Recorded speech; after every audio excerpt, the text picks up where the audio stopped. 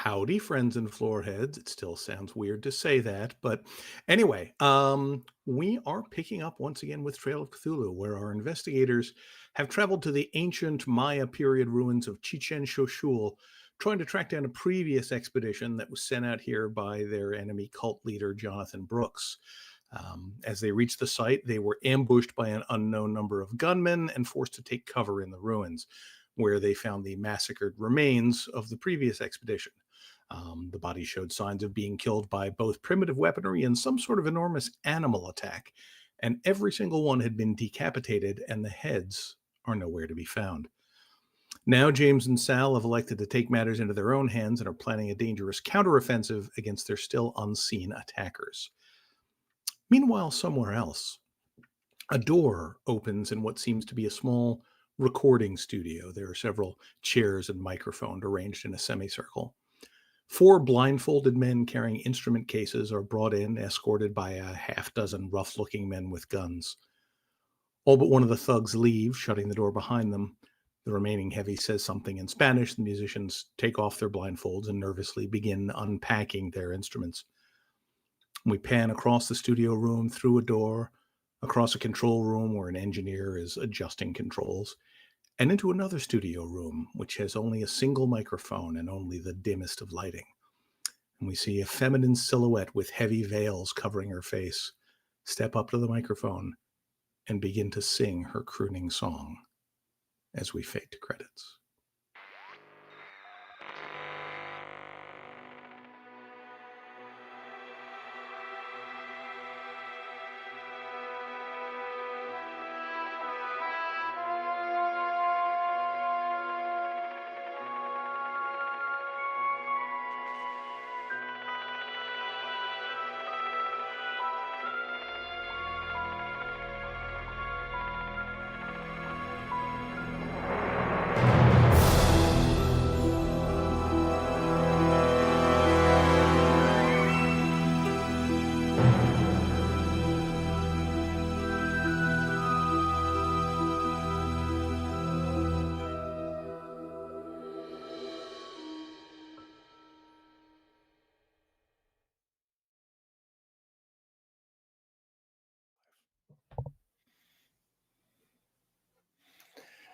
And then they all died, and we went home. I mean, it's always possible. We play to find out, right? Yeah, so we've got a collection of folks here. Our 4 heroes are in the remains of what was probably an ancient Mesoamerican ball court, along with a number of dead bodies and a couple of very scared porters. When last we left, Sal had unpacked his Chicago typewriter, and he and James were planning to head out and try and flank the unknown number of assailants out there in the jungle before they came in here. And Adrian and Alice were holding back in the ruins, probably hoping to pick up the pieces when our heroes return. What's the plan? So I've got my pistol in my right hand, and I'm holding the shaft of the shotgun so that I can fire with my right hand. And if I need to drop the pistol and quickly bring the shotgun up, I can. Got it. I'm imagining I'm standing next to you, Sal. You've got the firepower. I immediately have become backup because of the weapon that you have. So I think I'm following your lead. Sal's plan is to kill them all. I mean, he's a very simple guy. I think we'll want to move into the jungle, not at the very edge, but within 10 or 20 yards, keeping the opening or the clearing to our right shoulder. That way we don't get lost. Okay. Kind of work our way through there. Also, did James leave a pistol with Adrian as well? Oh crap! I don't have my pistol. You're right. Yeah. That's right. Yeah, I believe you did leave something behind. I did. So yeah, I'm just armed with shotgun. So all right. So that's a great point. So I guess what I'm doing is protecting Sal more than anything, right? So Sal's got the long range danger set, and I'm there with my shotgun in case somebody comes up close to us. I'm gonna have a comment to make. Is it a pump shotgun or double barrel? 12 gauge. So I've got 10 shots in it. So yeah, pump action. Okay. Pump action. So what I would also say is that Luke and Pablo are also both carrying pistols if it comes to that.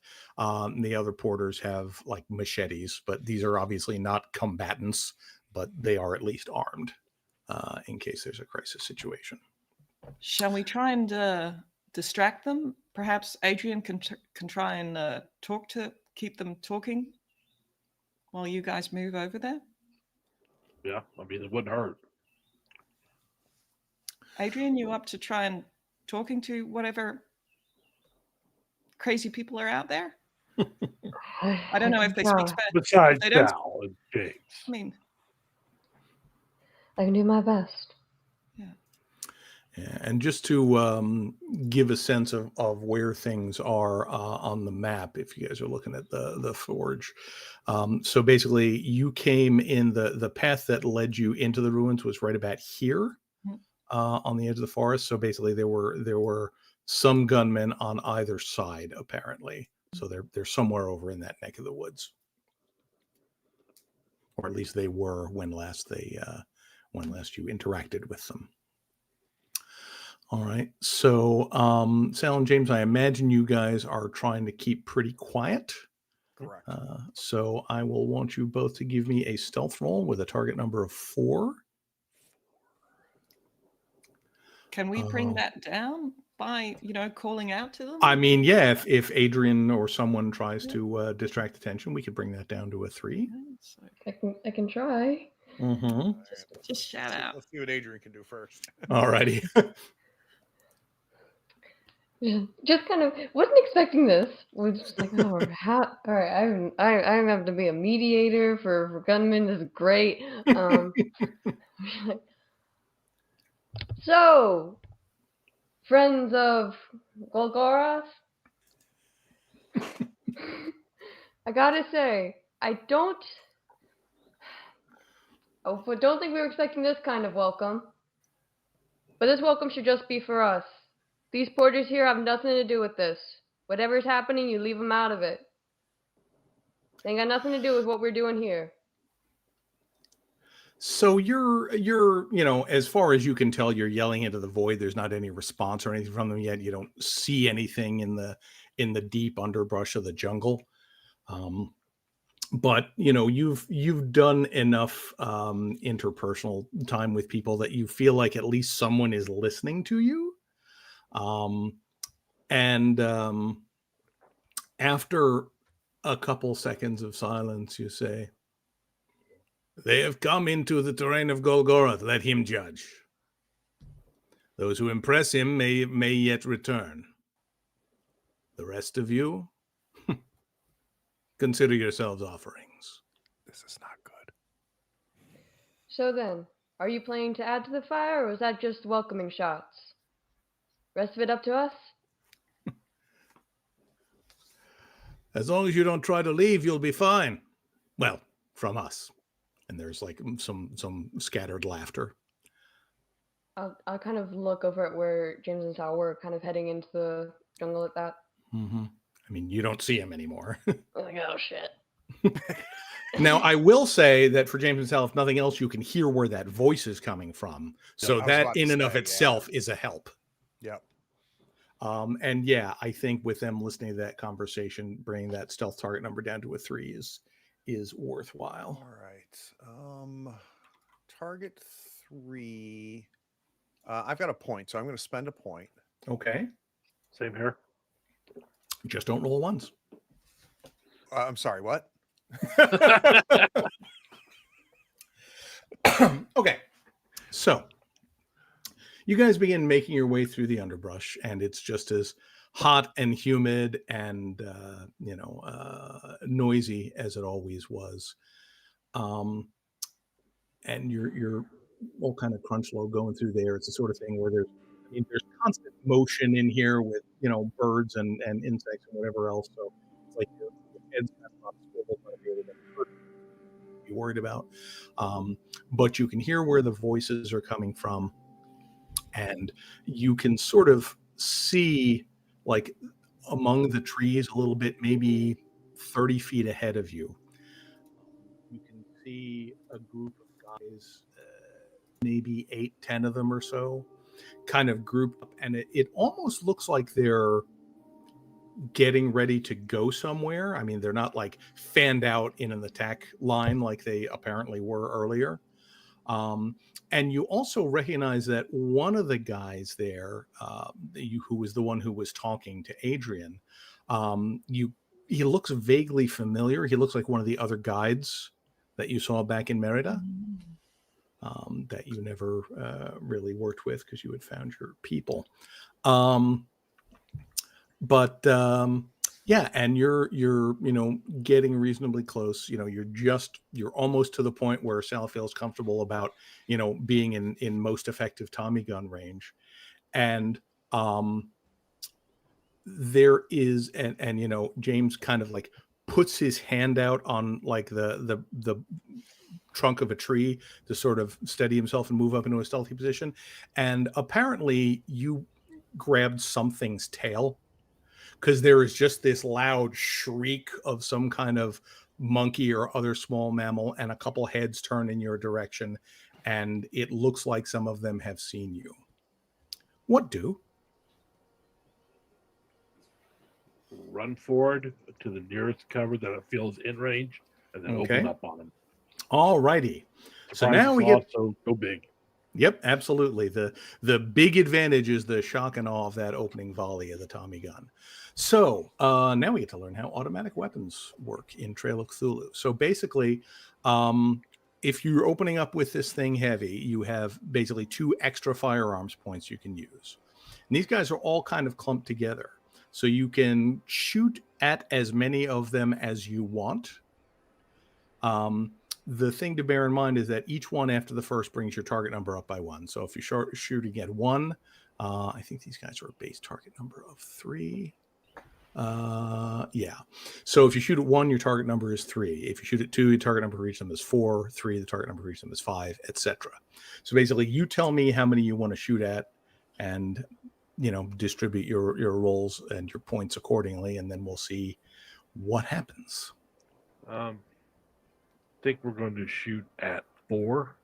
That Okay. will cause me to spend 2 of my firearm points. Okay. So, and remember, it's a separate roll for each of them. Okay. So you'd be spending points on individual rolls. Oh, you can't spend it for the volley. Okay. No, that's Jesus. the thing. It's expensive. Okay. In that case, the first 2 will be at no modifier as far as dice. Okay. And then the last 2 will get 1 each. Okay. So, real quick, Brian. So if I'm, and this is just a mechanics question. So the first one will be target number 3. No. They all have the same target number based on how many you're hitting. God, that's so if you're shooting at 4 targets, they're all target number 6. Okay, yeah, that's yeah, I can't do that. Yeah, so unless you have more firearms points to put into this, you might want to bring it down some. I do. I mean, I've got plenty of firearm points. Just okay. And how far am I from them? They're about 30 feet away, 25, 30 feet. And Sal, you see me kind of crouch down, and I'm in a sprinter's start. When you start opening up, I'm going to be coming in under you, under the fire, and I'm going to try to get as close as I can to them. Okay. And I give you the signals and the whispers to tell you that. Okay. In that case, this. I guess we'll do 2 then. Okay, so 4? Both at target number 4. Yep. Okay.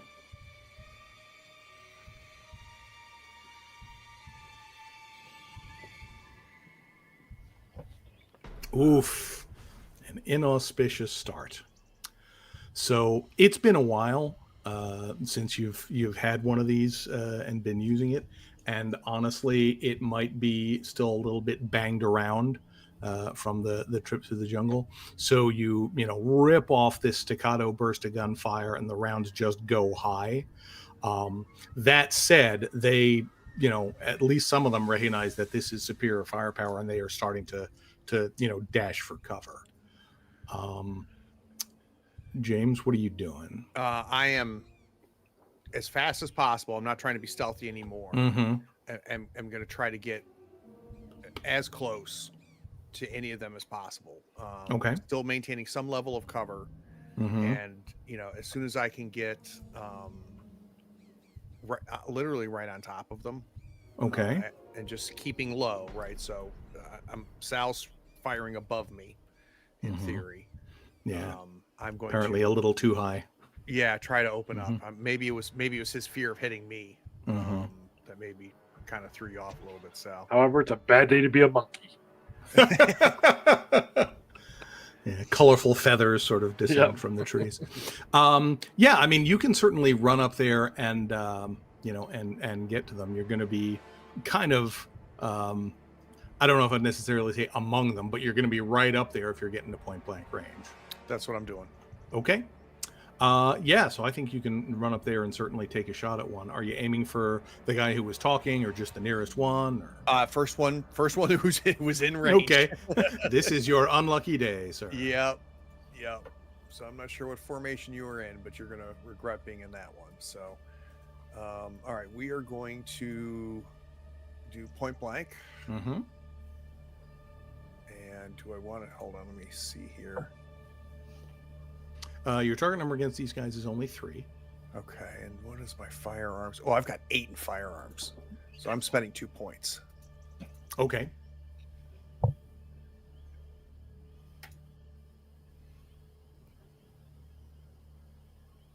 All right. Yeah, you basically come up to this guy who was basically sort of unslinging his rifle. He had it kind of shoulder slung, get ready, and he's kind of turning to face you and unslinging it, and you just blow a hole in his chest, and he goes flying back to the ground dead. The rest of them, basically, they were caught completely off guard. So they're basically scrambling for cover and getting their weapons unslung. The guy who was doing most of the talking has a shotgun as opposed to the others with the rifle. So he's going to take a quick shot at you, James, because you're close, rather than at Sal while he's running for cover. He's not spending anything yet. And my target number 6. Is it? I don't think that's how this game works, James. Yeah, so that is going to hit you.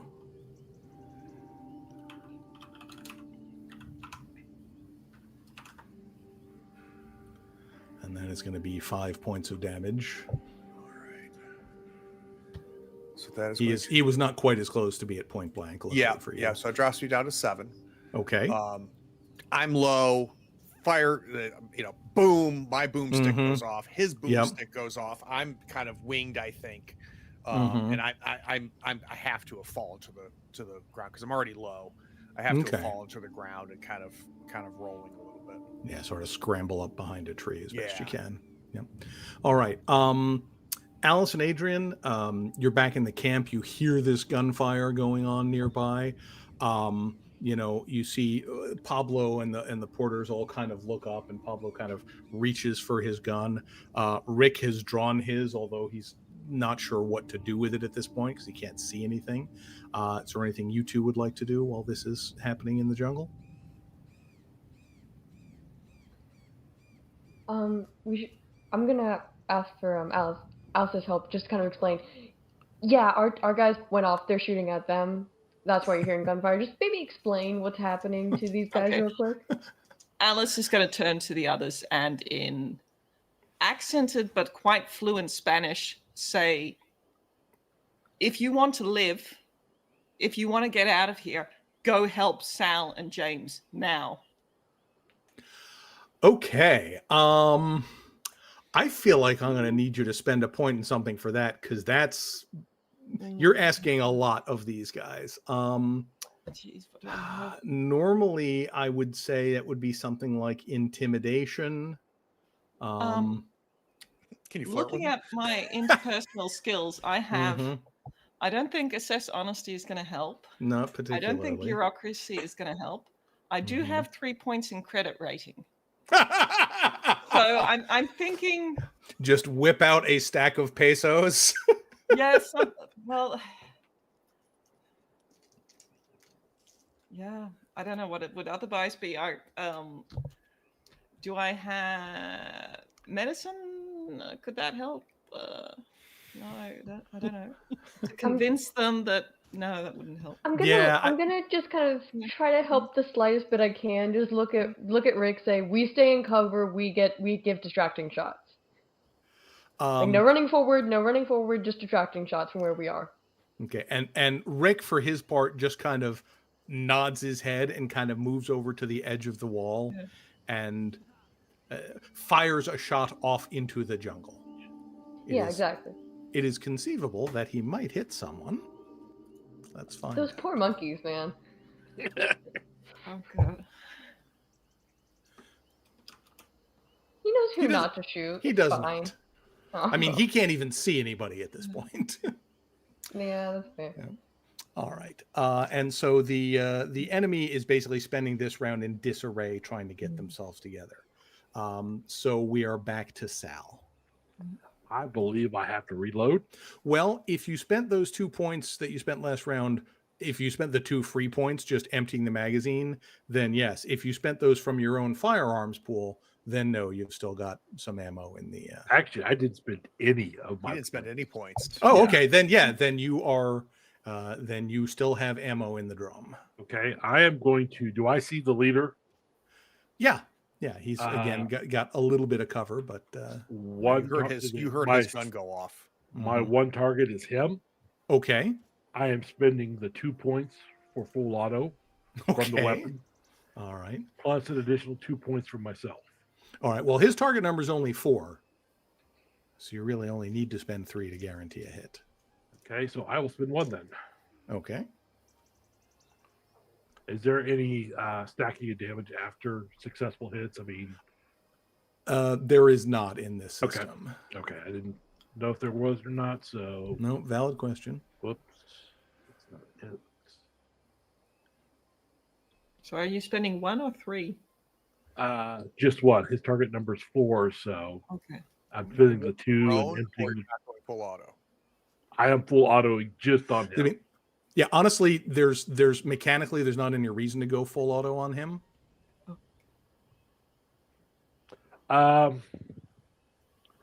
Mechanically, no.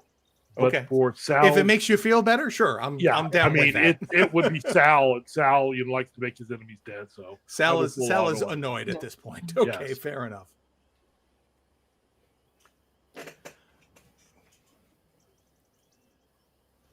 Oh, bless. Well, the good news is you hit him anyway because you spent the pools. And let's see, you do get a +1 because this is a heavy weapon, so that is going to be 3 damage to him. He's hit pretty hard. He doesn't go down, but he kind of staggers back. And since you went full auto, I'm afraid that hit roll of 1 means that the gun also jams. Yep. So, I mean, you emptied the magazine anyway. So at this point, you have a lovely club. Yep. All right. James, you're kind of hunkered in the dirt at the edge of this tree. You see the guy that just shot you, stagger back with a couple bullets in his shoulder area. What do you want to do? I'm finishing the job, so I'm staying on my stomach. I've got Okay. my shotgun, there, and I'm just boom. Sure. So, this is not going to be point blank anymore. He's a little farther away.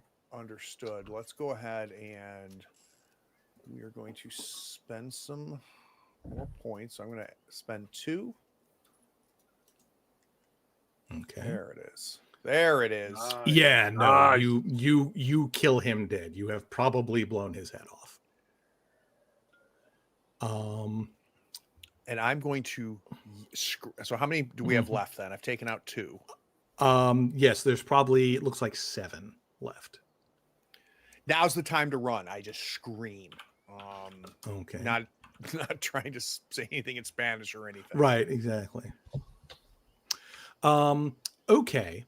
Well, honestly, these guys have not had a lot of experience with automatic weapons fire.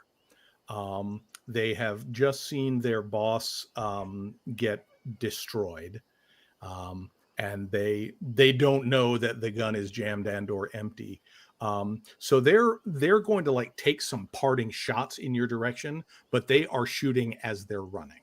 Yeah. They do not want none of this. So I'm going to say there are going to be 3 shots at Sal. So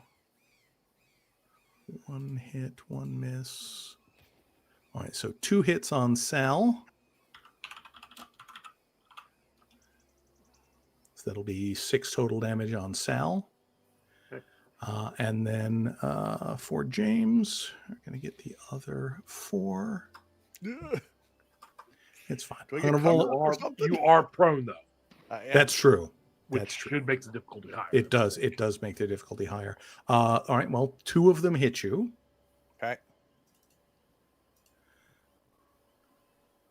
So that's going to be 7 more damage. I don't think that's good. Yeah, That puts takes you me at down 0? to 0. Yep. All right. Now let's talk about what happens when your health goes to 0. The good news is you're not dead or anything like that. But there are going to start being some mechanical impacts. Now you are significantly wounded. Yep. Sal, are you still in positive numbers from a health perspective? Yep, barely. Okay. All righty.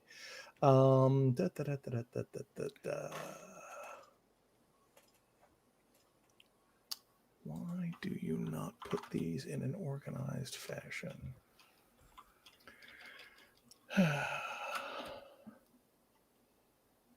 Okay.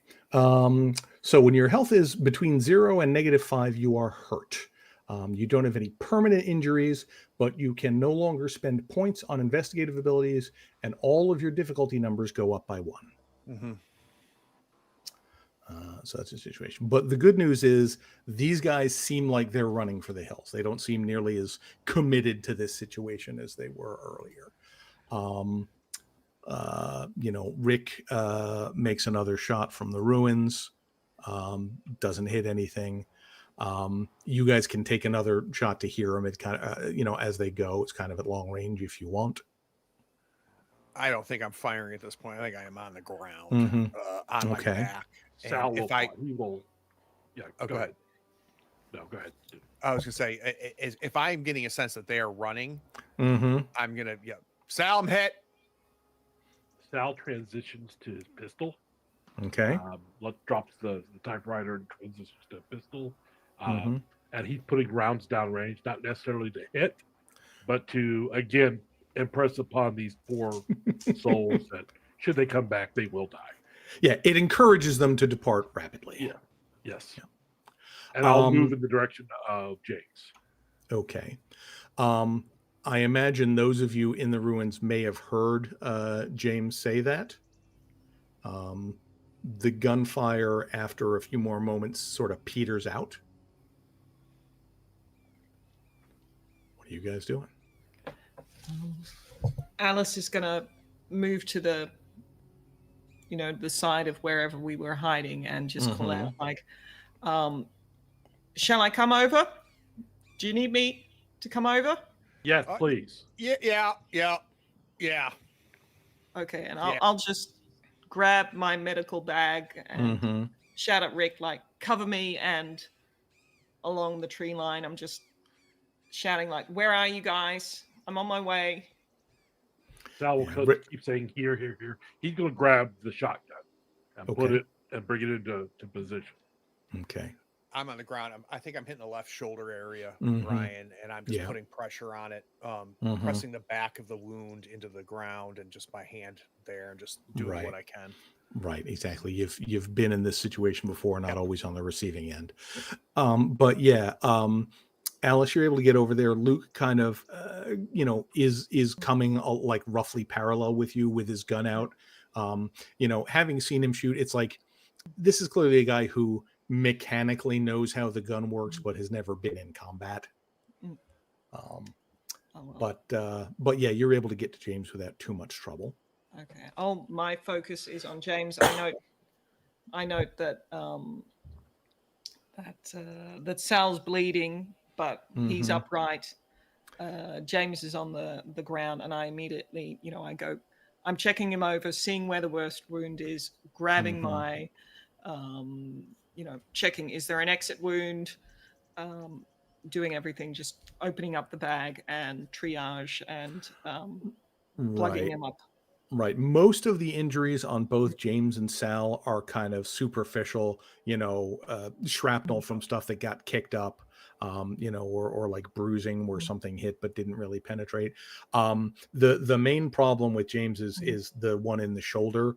The good news is, as you look at it and start kind of cleaning it out and assessing it, it looked like it went clean through and was pretty much just muscle. It doesn't look like it hit any bone or anything structurally important. Yeah. So there probably won't be any long-term implications of this. So you can, at this point, spend first aid points as usual. Yeah. My first aid points each point gives 3 points of health. So I will spend, let me see, how many? I have 7 left. I'll spend 3 on James. And I'm just, I grab some alcohol, I'm pouring it in. I hand you the bottle. Yeah. And I'm handing, and I pour some in, hand you the bottle to, if you want to take a swig. And I just, I start sewing you up and slapping on, binding your shoulder all really tight. And okay. Yeah. Everybody still got their head back at the ruins? Oh yeah, they're absolutely hopeless. Yeah, they're fine. They're fine. I think maybe they ran off as well, but yeah, okay, no, you'll be fine. You'll be fine here. Okay, other scratches. Okay? Yeah, Doc's fine. He managed to keep him talking for a while. At least we know that these people were on the bad side. Sal, how you doing, Sal? Like my eyes are closed. Yeah. Oh, I've been better, been worse. 6 feet above ground, better 6 feet below it. Yep. Here, James, can you sit up? And I try and help you sit up against the tree. Okay. Oh, God damn it. Yeah. Here, I've got some. Here, well, damn it. I've got aspirin. Perhaps Adrian's got something better back in his bags. Yeah, something in a needle would be great. Some aspirin. In a needle. Yeah. Okay. And I look towards Rick, and then I look towards Sal. Sal, is it safe to let Rick get Adrian? Yes. Okay. I've not heard it. He's not heard it. Yeah, no. It sounds like they, if they're thinking about coming back, they're not doing it anytime soon. Okay. So Rick, go get Adrian. Tell Adrian if he's got any narcotics, bring it along. Should we go back over there? I mean, we've got more cover there in case they come back. Sal, do you think you could make it? Oh yeah. Yeah. Okay. Then here, Rick, help. I'm going to help me first, with James. To do this, I'm going to escort you guys. No, I'm going to hold you up. Go grab the Tommy gun that I dropped, and then come back. Yeah, all right. It take a minute to sort of clear the jam and reload, and then you've got cover. Then I say, Rick, you help me with James. I think sounds better on the guns.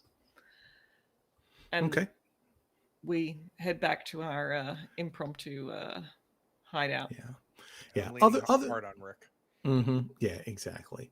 It's mostly the shock at this point. The injury itself isn't that bad, but the body does not like having bullets in it. So yeah, you're a little stressed out at the moment. But you all make it back into the area of the ball court with no real trouble. Everybody seems relieved that you're here.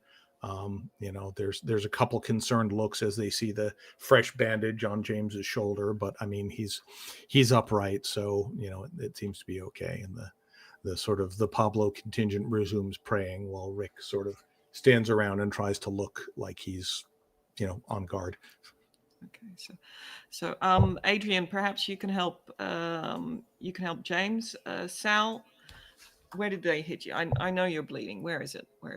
I point out the wound is probably. I mean, it was a good hit, so something certainly not vital, but could be bad. Yeah, it probably looks worse than it is. It's painful, but not life threatening. Okay. Shall I spend 1 or 2 points on you? Just one. Just we one. don't know what. Yeah, just we don't know what we're getting into. Yeah. So that you can add 3 to your health. And I just, and while I'm doing patching you up, I'm like, I just patched you up 15 minutes ago. Perfectly good bandages I'm taking off and replacing. Oh, I'm gonna run out of bandages. You two have got to watch out better. Well, buy stock in the company then. Make some money off of it. Yeah. Let's just make an agreement right now. No more running into the woods on your own. Okay. Well, we're in together, but you got them. I saw yeah, at least 2. I can't. Yeah. Okay. Go ahead. Yeah, we took out 2 of them. They're I don't think they're coming back. I think Sal introduced them to a whole level of danger that they had never seen before. But we got to find something here. We've just done trust me, I'm on it. I'm on it. Trust me.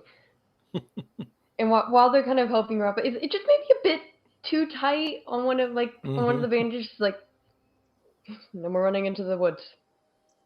Swear to God, James. Well, they were trying to keep us here.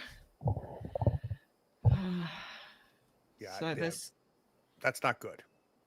No, there's something else. We are not here. out of danger. Yeah. Right. Well, if they're still out there, what do we tell the porters? Do they stay here, or do they go back out? What's best for them? I think we all stay together, but we need to find whatever we're looking for, and we need to find it now. And if they wanted us to keep us here, then we need to get the hell out of here. All right. I'm fine. You just whatever we came here for, we need to find it. Sal's going to hand your shotgun back to you. Yep. He's going to say, I need to get something. And he heads out back to where they were and finds the rifle that the guy had. Actually does a quick pat down of him, find out anything he's got, grabs ammo, grabs weapons. Same with the other unfortunate soul who's got, this fist-sized hole in him. Yeah. So the leader, the guy who was talking in English, had a shotgun and a machete, and the other guy just had a bolt action rifle. Okay. You don't see anything on them as far as paperwork or letters or instructions on why you should kill these people or anything like that. Okay, I will take the weapons and part back to the base. Okay. I think Adrian is going to start coordinating a little bit. Like, he's going to grab Rick. Just like, all right, we're just going to start investigating. All right, look at the murals. See, do you see any 8-sided stars? Do you see any mouths? Any eye imagery? It's basically just whatever symbols Adrian has caught onto being a motif is telling Rick to look for in whatever murals or engravings they see wherever they are in these ruins. Okay. Says everyone else, I don't know if the tunnels will be here. There might be tunnels here. Look for that. There might be a way to get in and get out. All right. So you guys start fanning out and sort of looking around, seeing what you see. Rick, for his part, he gives you a kind of a look when you ask about those certain symbols, but he sort of shrugs and is doing it. After a little time, he says, I mean, this is kind of small by Mayan ball court standards. And it's, I mean, the decorations are There's a lot more decorations here than we usually see. I don't see any of the stuff you're talking about. But I don't think it's weird because like some of it is Mayan in style and some of it is different. So it's like there may have been two different cultures going on here. So I'm not really sure what was going on here back in the day. Obviously, a lot of it's worn and grown over, so it's hard to pick out a lot of details. Imagine this was the usual style of game they were playing, or was there something more, ceremonial? I mean, it was always pretty ceremonial. We don't really know a lot about how it was even played. But I mean, from what we can tell, which is basically just the goals, and he points to these, circular stone rings on the side of the thing. That's more or less all we know, and those look pretty standard. All right. I will say that as you're looking around through the wreckage of stuff, in one of the collapsed and shredded tents, you do find an incomplete letter. Oops, if I open the right thing.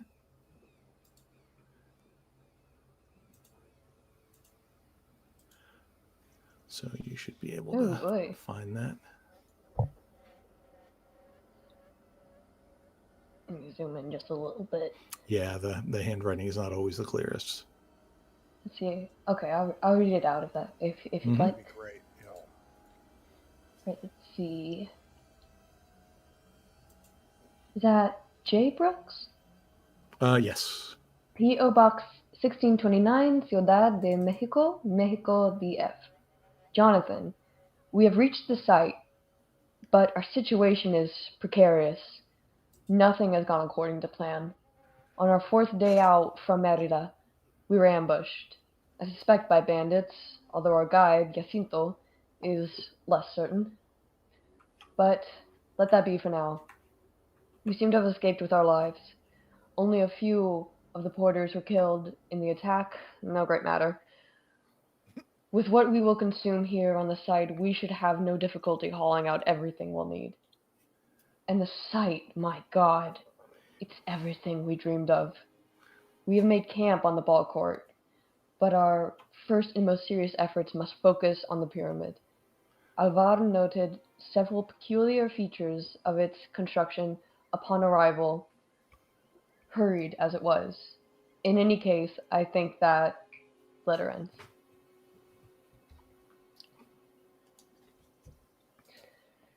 Oh boy.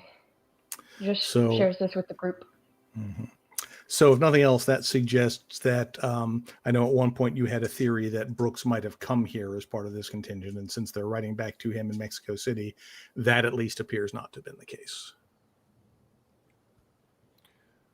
I'm just leaned up against a wall, or a pillar, or ruin, or something like that, just with my shotgun, just keeping an eye out. What are we finding? It's what we will consume here on the site. I think if Alice... Oh, go ahead. If Alice is done patching Sal and James up, she's going to look around, and I want to be, helpful. I think that I'm, I just look around and then I shrug, and I'm going to walk towards all the bodies and going to do a more thorough go by them one by one.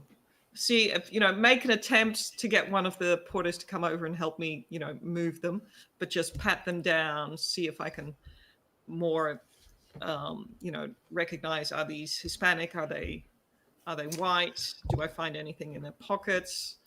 Do I think any of them might be Brooks or whoever else? Alice, can you discern at all how long they've been dead? And that type of stuff. Yeah, exactly. It looks like it's probably been a few weeks. Okay. As far as looking around them, yes, they definitely are. Most of them look Hispanic as far as you can tell. I think Mac mentioned earlier, you guys actually have a photo of the expedition crew that you found back in Mexico City. And just looking at like the clothing and some distinguishing marks, most of the people that you can sort of find identifying clothing or something on look like they match up to the people in that photograph. But I'm going to try and mark who I seem to recognize, like, okay, this person seems to be here, this person seems to be here. Yeah, so there are maybe 2 or 3 that you can't identify in terms of the bodies that are here. There are some bodies that aren't in that photograph. They look like they were probably porters. Yeah. And do the bodies, especially if they've been here for a couple of weeks, do they look as if they've been disturbed by animals? As if other than whatever killed them originally, not really.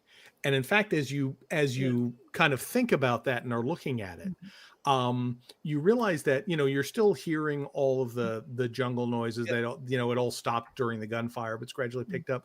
But like inside this clearing, and when I say clearing, there's still a lot of like tall scrub brush and that kind of thing, but you know, not the whole jungle trees here. You don't see any birds. You don't see any insects. You know, you don't hear any animal noises coming from inside this area. It's all out in the jungle. So that suggests that for whatever reason, the local wildlife is not coming in here. Okay. I think that after I've gone all over them again, see if I can convince some of the porters to help me, or well, get some of the porters to move the bodies out of the ball court and away, quite away from the camp. Yeah, they are not enthusiastic about it, but they do it because they realize this is not a good situation and whatever they can do. So where are you wanting to put them? Are you wanting to like drag them out into the jungle, into the main part of the complex? I think I'll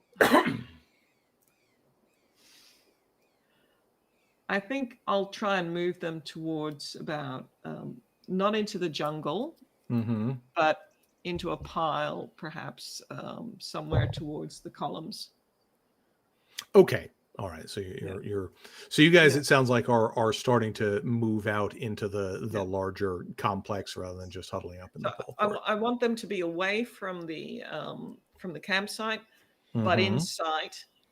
And I thought, you know, and while I'm doing that, I might just, you know, while I'm directing the porters, I'll stop by James and I'll say, no animals came to pick on those corpses. I don't think I want to put them over there where we can see them. I think if we put them in the jungle, it might attract whatever, but yeah, no, those bodies have not been disturbed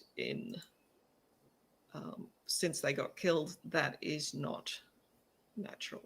No, Alice, what were they doing here? What are we doing here? And when the fuck do we get out? Well, we're trying to find the expedition that Brooks sent. We found him. Something else found him. Something got killed. And whoever those guys were, they were trying to keep us here. Yeah. What were they looking for?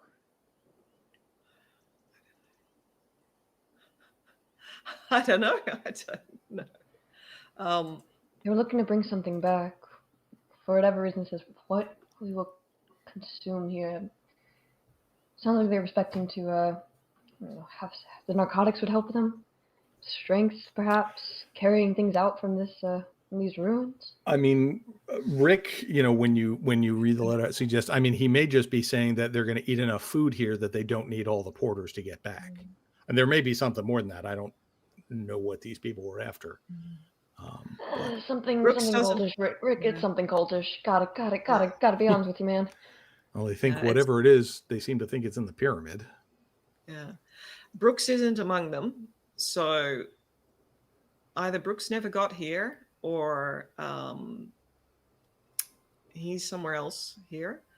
And I take out the picture and I point out the 3 or 4 faces. I wasn't able to find them among the bodies. So I don't know. We go to the pyramid. What time of day is it? It's probably noonish. Noonish. This all I happened don't in know. the morning. Do we make camp? I'm not sure whether we should be making camp here or we leave or we So see as him. this discussion is happening, Yeah. once I hear Alice say, "Do we go to the pyramid?" And this is, I'm not trying to hide this. I'm very frustrated, and getting more frustrated, and trying to not just bark orders at everybody. And so I just stand up. I kind of hit you on the shoulder, Sal, and I start walking towards the pyramid. Hey. We don't Get her have done. time. We don't have time. Look, they were here. They took their time, and I'm pointing at the headless bodies, and see where they are. And no animals have come here looking for these bodies. So I appreciate everybody's discussions and theorizing and whatnot, but either we're going into this goddamn place and finding what they were looking for, or we're getting out of here. But we can't keep doing this, or I'm going to end up looking like him. James, rushing in is what's got you looking like that. We're going to sit here for hours, but we're going to take a second, all right?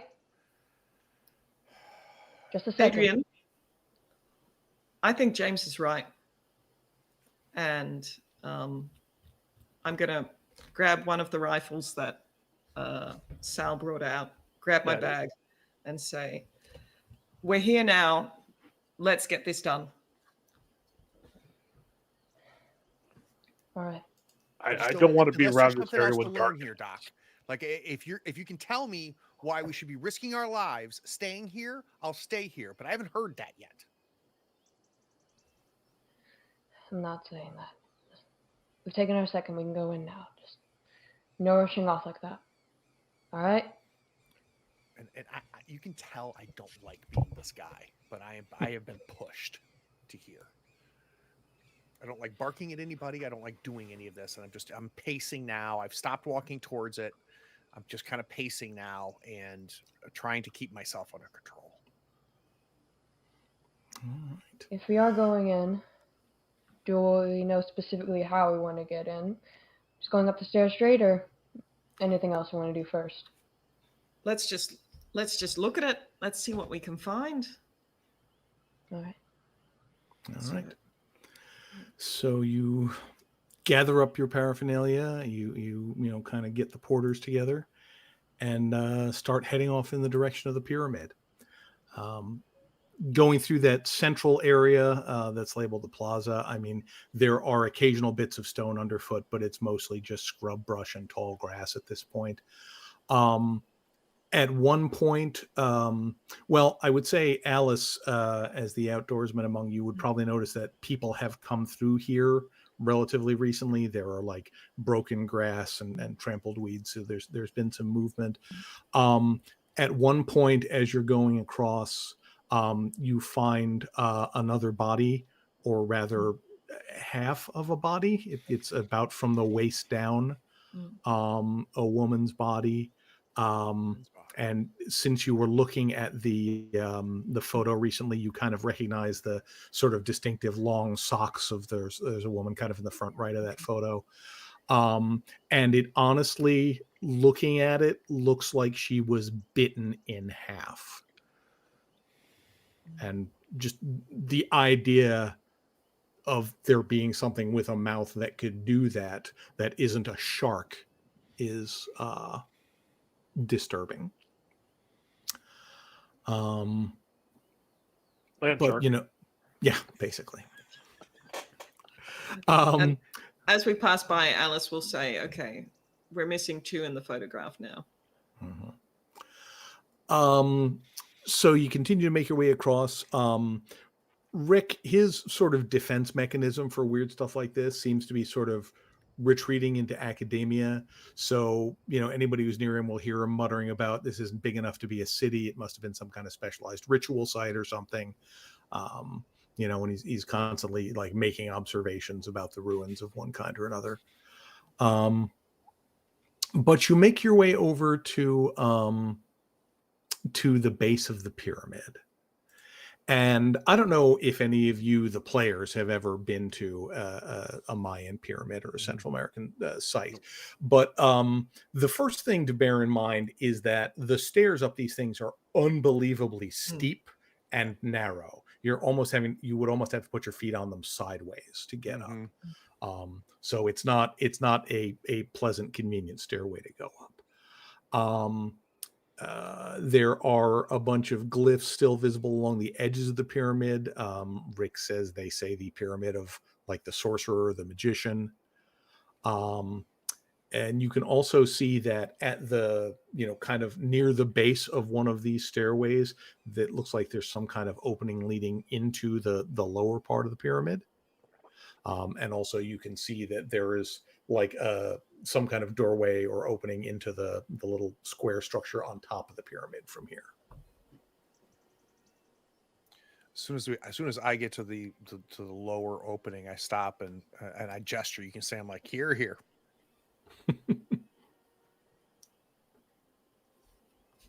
Specifically at you, Doc, I think.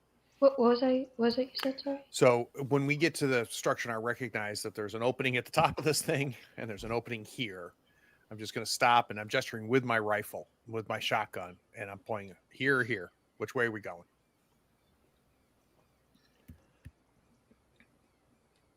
Let's just go forward first. Alice will also look towards Rick. Like, do you recognize this style? There's not usually a ground level entrance in these. Usually everything that happens at the top. But, like I say, this looks like, looking at the stonework, it looks like this has been like defaced and rebuilt a couple times. Like there were different groups changing hands of this pyramid or this site. Do we see does it look like there's been recent entrance into the pyramid? Just looking around, do I see any blood? Do I see any tracks? Let's see. You have some outdoorsmen. You don't see any blood or anything like that. Yeah, and unfortunately on this, I would say that, most of the pyramid is pretty overgrown. It's been out here in the jungle for centuries, but it does look like some of the stairway on this side nearest you has been cleared out a bit. Like somebody took a machete and got the worst of the vines off to make it climbable. And is this entrance like, how can you give me a sense of like? It's probably maybe 8 feet wide, 8 feet tall. It's just like a little square, it's clearly a hallway. It's not like a crawl space or anything like that.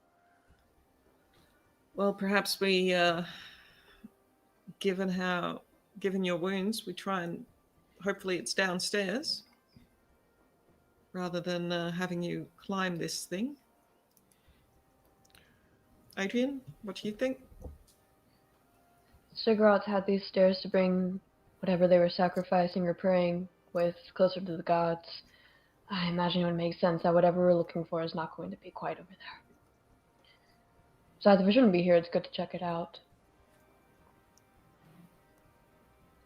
Sal and I are going to go in first. Doc, you still have my gun? Okay. Let's keep that close.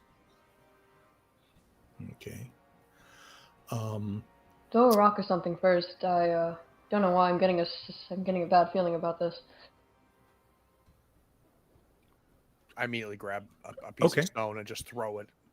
Yeah, you hear it, bounce off what sounds like a stone floor. There's no sudden falling noise, no explosions, no traps go off. Yep. So flashlight on. Okay. Sal, you right with me? Yep. Okay. And all right. I'll direct the porters. You stay here, watch the entrance, see if anybody comes back, and if anybody comes, just shout. If the bad guys come back again, just shout. Run for cover. Okay. They seem less unhappy with that choice than of the prospect of following you into the pyramid. I look towards Rick. You joining us? Yeah, I mean, that's why I'm here, right? To figure out what's going on with this place. After you. Alrighty. So James and Sal take point, flashlight out coming through. It's a pretty straight, like I say, square tunnel. Only goes maybe about 20-25 feet. It looks like there were some paintings or frescoes or something on the walls, but they have long since faded and cracked away. You can't even really make anything out of the occasional splotch of color that survived. And then it just sort of abruptly ends in this, in this straight wall on the back, which is decorated with a just row after row of carved skulls. Sweet. And it looks like a lot of them seem to have been defaced, like and it doesn't look like it's just age. It looks like somebody literally took a chisel or something to destroy some of these, and some of them are relatively intact. But there doesn't seem like there's no side entrances or anyway. It's just sort of the hallway seems to lead to this. Rick, come up here. Yep. Huh, he says. Yeah, like dead end? Like what the hell? I mean, yeah, this may have been some kind of place where bodies were prepared for funerals. This isn't a room, Rick. This is a hallway to somewhere, and it just ends here. Look here. See how these have been defaced and chiseled? Are they someone trying to get ahead of us? Did they try to get through to here? Like, what's going on? It looks, and he kind of looks at them, and he looks like, so it looks like most of the ones that have been defaced are probably, Mayan in origin, and some of the others ones that are there, because these were all done at different times. And he sort of goes away for a moment and starts talking about how you can tell that some of them are older, and then he realizes that you don't care about any of that. But he's like, and these here that are, they're similar to mine, but they're slightly different. The noses are structured differently. And I think, so what it looks like is there were originally some Mayan ones here, and then whoever took the site over after that defaced the Mayan ones and put their own skulls and faces in here. I mean, none of this looks recent. It's not like, anybody who was ahead of us was doing this stuff. I honestly don't know what it means. I'm just going to give it a real once over, Mm-hmm. Ryan. Just seeing if there's any type of cracks or any indication that this is a facade. My gut, like where my head is like you just don't have a hallway to skull wall, right? Right. Is there something else behind this? Mm-hmm. I'm also really, really don't like the dead end. So Sure. I'm also very paranoid about what's behind us, where we came from. Okay. I don't like that. Sal will take flip rear guard and Okay. Yeah, I mean, you fire. can, like I said, it's only maybe 20 feet away back to the entrance. You can see plenty of light coming in. There's nothing like that. So you start going through, trying to figure out, is there something in there? And then as you kind of put your hand on one of these things, and it gives a little bit. Rick. Huh, he says. And he sort of puts his hands on it and says, "May I?" Please. And right. I'm back now Mm-hmm. with the shotgun. Okay. And he takes the thing and he pushes it, and it like seems to turn a tiny bit. And then there is this heavy sort of click. And then he pauses for a second, and then he just pushes, and the whole wall swings back like it's on a hinge. And maybe another 10 feet past that, it looks like there is some kind of big shaft going down into the earth with a stairway kind of around the edge going down. Huh, he says again. So no, I like it. Help us a little bit, Rick. This would be an entrance to the underworld. the skulls, death. You see and this is the passage, and then beyond death is down into the underworld. So you think that this whole situation here is as old as the pyramid, right? This wasn't put up by somebody afterwards. Yeah, no. Something? Look, you can see the structure on here, and he again goes on about limestone erosion rates or something. But yeah, no, this is all original as far as I can tell. So at that point, I'm going to push past Rick and just very cautiously try to assess what the hell's ahead of us. So what is this staircase? What is this leading down to? So it's very just gingerly. I hope that I'm going to start shooting at things if they if a stone falls somewhere and makes right, exactly. Yeah, no, it's the stairway. It's squared off, but otherwise it's kind of like a spiral stairway. Okay. Maybe 15 feet across, and it goes down past the point where your light shows. Doesn't seem like there's anything on the stairs. No sign of any movement. Does someone have a rope? Do we have a torch? Something we can drop in with light? I think it's reasonable to assume that Rick could get one of those. Either has it or has it on one of the porters. Yeah. So let's drop something down. So yeah, he lights a torch and kind of tosses it down in the center thing, and it goes down what you would estimate maybe 100 feet or so before it lands on what seems like an undecorated stone floor. So we just see the little flicker of the light when it stops. Yeah. And there's a long moment, but nothing comes near it. There's no noise or anything from down there. Rick, we need some rope. Yeah, one of the porters have rope. We need them to tie it to something. I don't want to just go down this thing. I want to have access to a rope. I mean, yeah, he says, and he kind of goes back and talks with the porters and gets 3 big lengths of rope that they quickly, attach together. So it would be long enough to go down there. The best we can do, I think, would be to tie it to one of the carvings outside the tunnel, because there's nothing really in the hallway to do. But do we have a chisel that we can, set into the stone to serve as an anchor? Drive it into the stone gap? Yeah, they probably have some pitons or something like that. Yeah. He seems a little bit unhappy with the suggestion because you're going to be, putting holes in this 1,000-year-old monument, but he shrugs and kind of sets something in there. Yeah, Sal gives him, he doesn't give a shit face. Yeah, no, I kind of assumed that. But yeah, and so you have a rope that's pretty well secured at the top here. I'm going to come up to you, Doc, and go, I need to switch out with you if that's okay. And I'm kind of handing you the shotgun. And I'll take the pistol back from you. I don't know how to shoot either of these, really. just hold it for me. And don't keep that up. Okay. Yeah. Remember, you'd only point at things you're going to shoot. I'd rather not shoot anything, really. I would love that as well, Doc. I'm going to put the pistol back into his holster. I've got the big flashlight. I'm going to just keep the rope in my right hand, flashlight in the left, and I'm going to start negotiating these stairs. Okay.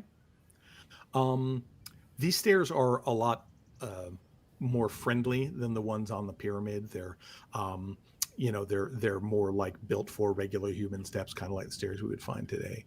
They're not the most even. Right. Some of them are a little shorter or taller than the others because they're made from raw stone, but they're pretty good. Is anyone following James down? Are you watching him disappear into the darkness? No, Sal will be following him down. Okay. Sal's got the Tommy gun, so he's he's got it on a sling, but if push comes to shove, he'll just, drop it and grab the rope if he starts falling. Yep. Yeah, keep your hands on the rope, Sal. I don't want us slipping. Can't fire this Tommy gun with just one hand. It's a little unbalanced. Yeah. Do you want me to come along while she says that already walking towards the stairs. And I look up to you, coming. I'm like, yeah, let's go. Okay. See where this leads. All right. Am I on guard duty or am I coming down as well? It's up to you, Doc. But someone needs to stay at the top here. So if you're coming down, Rick definitely wants to go down. Yeah. Son of a bitch. It's all right. Have fun without me. No, I just we need someone up top. So go get a porter if you want to come. I'm going to be of no use explaining what's down here. So, and I don't know if he is either. And I'm like annoyingly pointing at Rick. I'll grab a porter. I'll stay up for now. If I hear y'all screaming, I'll come down. But I'll have the porter with me right now. That's great. Okay. So Rick is joining us. Oh yes, this is his jam. Yeah. No screaming unless absolutely necessary. Bird. Yes, Adrian. Damn, gonna kill my fun. Mhm. And you make your way down. The stairs are sturdy. There's never any danger of slipping. There's nothing on them that you would trip over or anything. It's honestly a pretty smooth descent.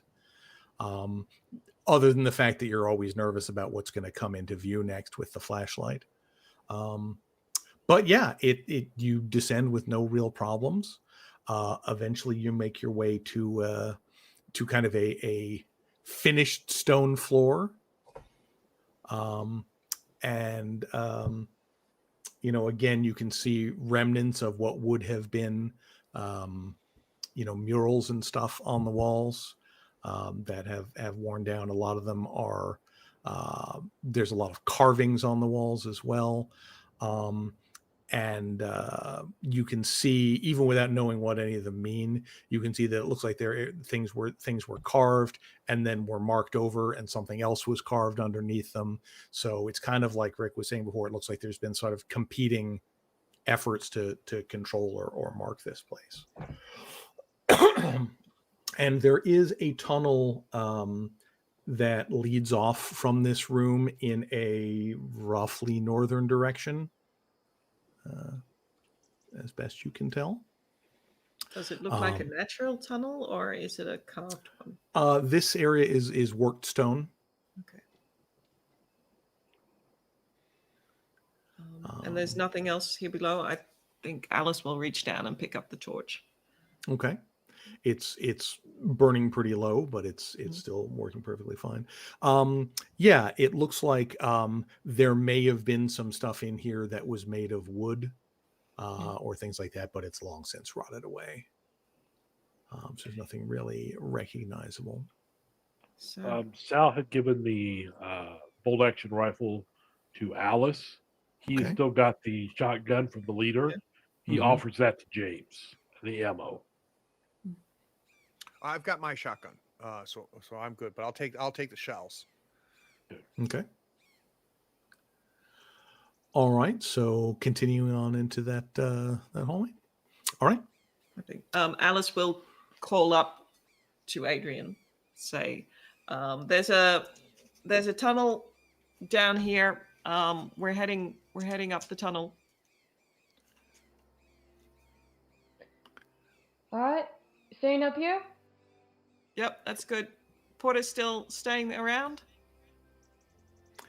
Yeah, looking back at the entrance, you can notice that they have all sort of gradually moved into the entrance to the tunnel. It's like they don't want to be exposed out there, but they're not going anywhere. They don't look real happy about it, but they're there. So Adrian, are you just kind of waiting at the top of the stairs? He'll kind of just yell down, check back in 5 minutes. Okay. So you start making your way down this hallway, and again, this is all carved with Mayan glyphs and artwork. And Rick, is kind of spending a lot of time looking at it.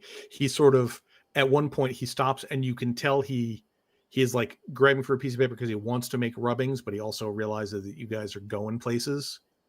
So he like tries to do a real quick section here, and then grab it and move on. Rick, need you to tell us what you're reading, buddy. Well, it's weird. So okay, you've got these Mayan carvings, and then these other kind, whatever they are, then more Mayan, then more of the other kind. So it's going back and forth. And so, and the history doesn't make sense. I think there's something wrong with maybe the tenses in this other language are weird. What But does it say? well, it says, so the I'm going to say this means Xoxul, which is it means kind of like outsiders or foreigners. It says they took the site from the Mayans, and then the Mayans built it, and then the Xoxul stole it again. So Okay. it's all in the wrong order. Doesn't make sense. Anything else? Does it say anything what they were? These outsiders? No. And then he kind of looks off to the side, and he looks back and he says, "Do you see that?" And he points to a stretch of wall, and you can see there is like a section where it's got, again, some carvings that look to you much like all the others that are here. And then there's like this weird flickering thing, and then they're not there. Ooh. And then after another moment, they are. So I would like those of you who are down here to make me a quick stability check. It's target number 4. It's only 1 point. It's probably fine. Just because it's weird. Yeah, it's not worth it for a 1 point cost. Yeah.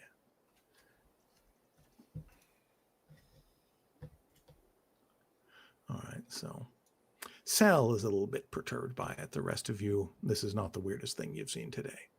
I'm gonna go up and run my hands on it, Brian. Like where I'm seeing this come and go and come and go. Right. I want to understand: is this a completely illusionary, a figment of my imagination, or collectively? No, it's literally as you run your hands over it. It's like you feel the carvings, and then it's flat stone, and then you feel the carvings again. As it This is flickers in real. and out. This is sometimes it's here and sometimes it's not. That's wrong. This is Rick. Can you read whatever the carvings say? Yeah, it says something like the maw of the mouth is within the devouring mountain. And as soon as you say maw and mouth, you just see me just go, mother. Well, we're on the right trail. What does that mean?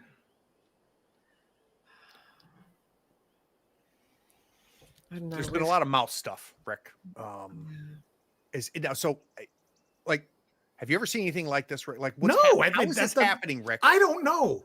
Look, I'm not a scientist. Do you think I can turn to you, Alice? Do you think Adrian would be able to sort this? She's been reading a lot of those books. This doesn't really look sciencey. I don't know. I can go It's just wrong. Just wrong. I mean, and I'll tick the wall, touch it myself. It's just, yeah, this is. And I'll look down the passageway. Yeah, there's some really weird shit down here. You might be interested in it. There's a bit too much giddiness in Adrian's voice as he says, "Coming down." Hold on to the rope. You hear a clap. Okay. Sorry. Apparently, you can't make a sanity roll without making your friends want to make one too.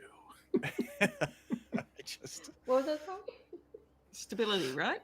Stability. Sorry. Yes. No sanity yet. That's fine. Yeah. So Adrian, makes his way down. Gets to the bottom, gets to see this bizarre. Yeah, and it's this section of the wall that seems that, like, literally the carved section of it seems to be flickering in and out of existence. Can I make stability roll as well now? Yes, please. Sounds good. I don't add anything to stability, just straight roll, yeah? You could spend points, but since it's only a 1 point cost, there's really no point. Got Gotcha. D6, D6. There you are. Ah, no, that's 2. Only want 1. There we go. It's a I'm ready, scientific curiosity. How curious. And I'm gonna have Rick clue me into everything that he's seen Yep, he about gives you the same translation and the oddity of the the timeline and mm-hmm. Oh, yeah, we heard about this, didn't we? Is We've this already in heard the about books? Well, no, but Rick, you told us about the mountain, didn't you? The mountain that's on De La Vega's property. The ones with the stalactites and stalagmites that look like teeth. Did I? Brian, I honestly doesn't remember that. I I mean, don't- you saw a reference before I will be to honest, I don't remember if it was devouring Rick. mountain. Yeah, I don't remember if it was because Rick, but we heard about it. in the little hidden shrine in Brooks's penthouse, there was that mural on the wall That might have been had it. in Spanish, "The maw of the mouth is in the devouring mountain." Ah, That might have been. So I remember that somewhere we heard about it. I just Yes. don't remember if Rick was telling It us. is or if a we saw it. familiar phrase. Oh, I heard about this back Still in don't know Mexico what it City. means, but where'd you hear about it, Doc? Back in Mexico City, in the shrine we found. Remember this phrase? Okay. And it was in the poem as well. The messed up love poem to Rosario. Is there anything, and I'm like gesturing to all of these Mhm. carvings, is there anything here saying like we need to get out of here? Like I need an understanding of how much danger we're in right now. And Rick looks at you like you're wanting him to, tell you how many angels can dance on the head of the bed. I mean, I don't know. There's nothing alive down here that puts us in danger. Well, except us. Well, Ryan, mhm. did we see the cenote at any point? You did not. Okay, so but did we see the path leading towards it? Just Yeah, to know that it was you've been there? able to see that was it. Yeah, I mean, honestly, Rick could probably have told you that it was up there because he, has the book that has a rough map of the site. Cenote. What about? Well, Vaguely mouse-shaped might be a good place to check. well, don't we finish off, see where this hallway leads, or was this the end of the? Oh yeah, No, it continues. Okay. Well, let's keep going. All right. You make your way a little further along. It looks like it's becoming more natural stone. So it looks like this thing is extending out into a more natural cave network. There are a lot of places where there are sort of niches that have been carved into the cavern walls that have, bones, human bones in them. And also there are a lot of skulls there, many of which have been sort of lacquered with different semi-precious stones and that kind of thing. Rick is super excited by those. It's like he doesn't want to touch any of them, but he tries to get some photographs, because he's just like keeps saying, "This is amazing. This is amazing."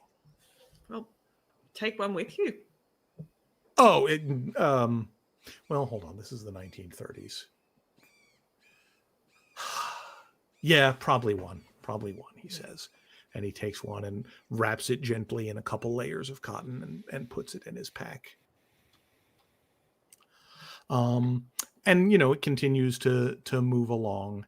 And eventually you can see that there is some sunlight ahead. It's been, you'd guess, maybe 500 feet since you left that room. And you find yourself, it kind of opens up into this large cave space, which is open to the top. And then underneath, the underneath the opening is this pool of blue-green water. And I don't think I have a photograph of it from below, which When you is say a it's open from shame. above, am I looking 100 feet up? And I see sky. It's not that far. It's it looks like it's sloped up a little bit. It's maybe 40, 50 feet up. But Okay. yeah, you are at the bottom of a big cavern, and this is Rick will tell you this is the cenote that Adrian was talking about. These are the sacred wells. These are basically underwater limestone lakes, and eventually the surface above erodes through and open them up. They were considered like entranceways to the underworld. So talk to me about the water then, Rick. What's going on here? And I'm kind of like I might like kind of kick the water a little bit with the toe of my foot. I mean, the water is very still. It looks clean as far as you can tell, but the one thing kind of you notice as you're looking around and getting the light in a better situation, there is a body floating in the middle of the water. You can see it's floating face down with a couple arrows in its back. What is the clothing? Modern. Kind of like the sort of things that you guys are wearing, or that the people in the other expedition were wearing. Where'd the arrows come from, guys? I don't know. Is the body far out? Does it look deep? It's roughly in the middle of the water. Does the water look deep? Alice is going to walk. I'm going to walk towards the edge. It's hard to tell from looking at it, but it is. Rick says they're usually fairly deep, so I'd be careful. I'm starting to take my shirt off. Okay. You can't get in the water with that wound. You can't. You need to stay here. And I'll go. Yep, Sal. The same goes for you. You guys can't get in the water with those wounds. I'm good at swimming, and I'll put my gear to the side. Will the wound kill me immediately? Will I die if I jump in? Listen, you stay here. I'm a really good swimmer. I'll go get it. I'm not worried about your swimming skill. I'm worried about those damn arrows, wherever those came from.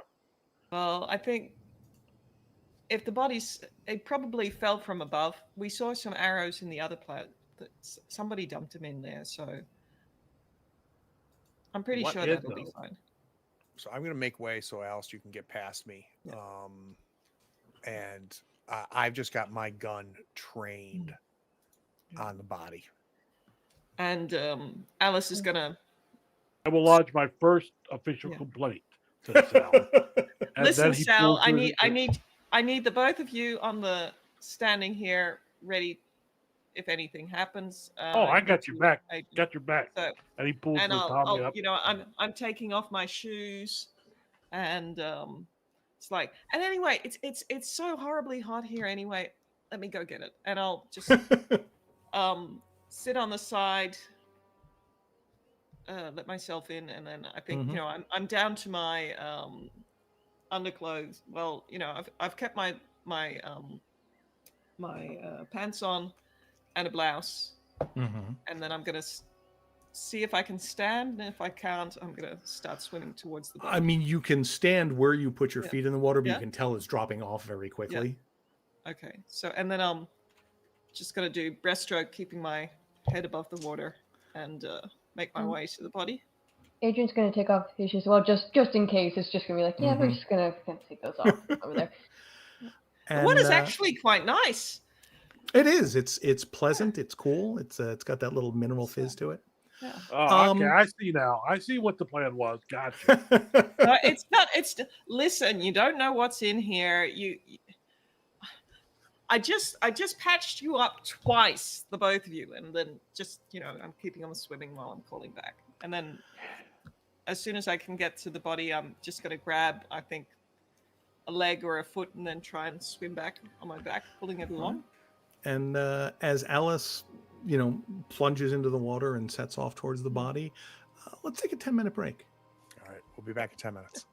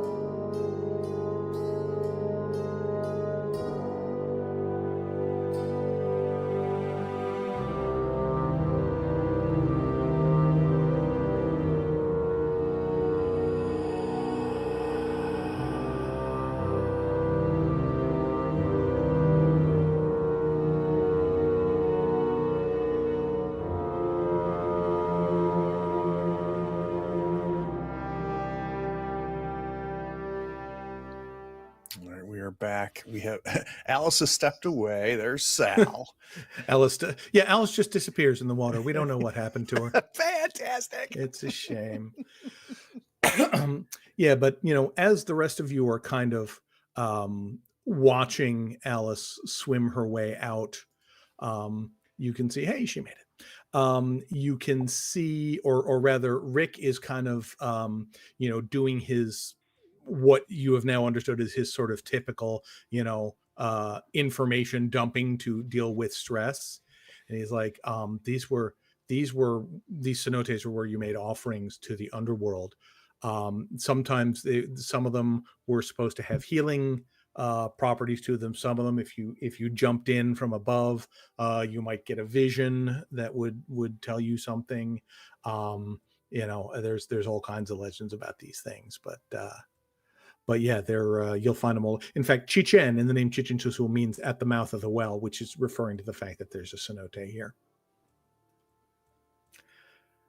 Meanwhile, Alice has made her way out. It's really kind of refreshing to be in here, between the heat and the humidity and everything else.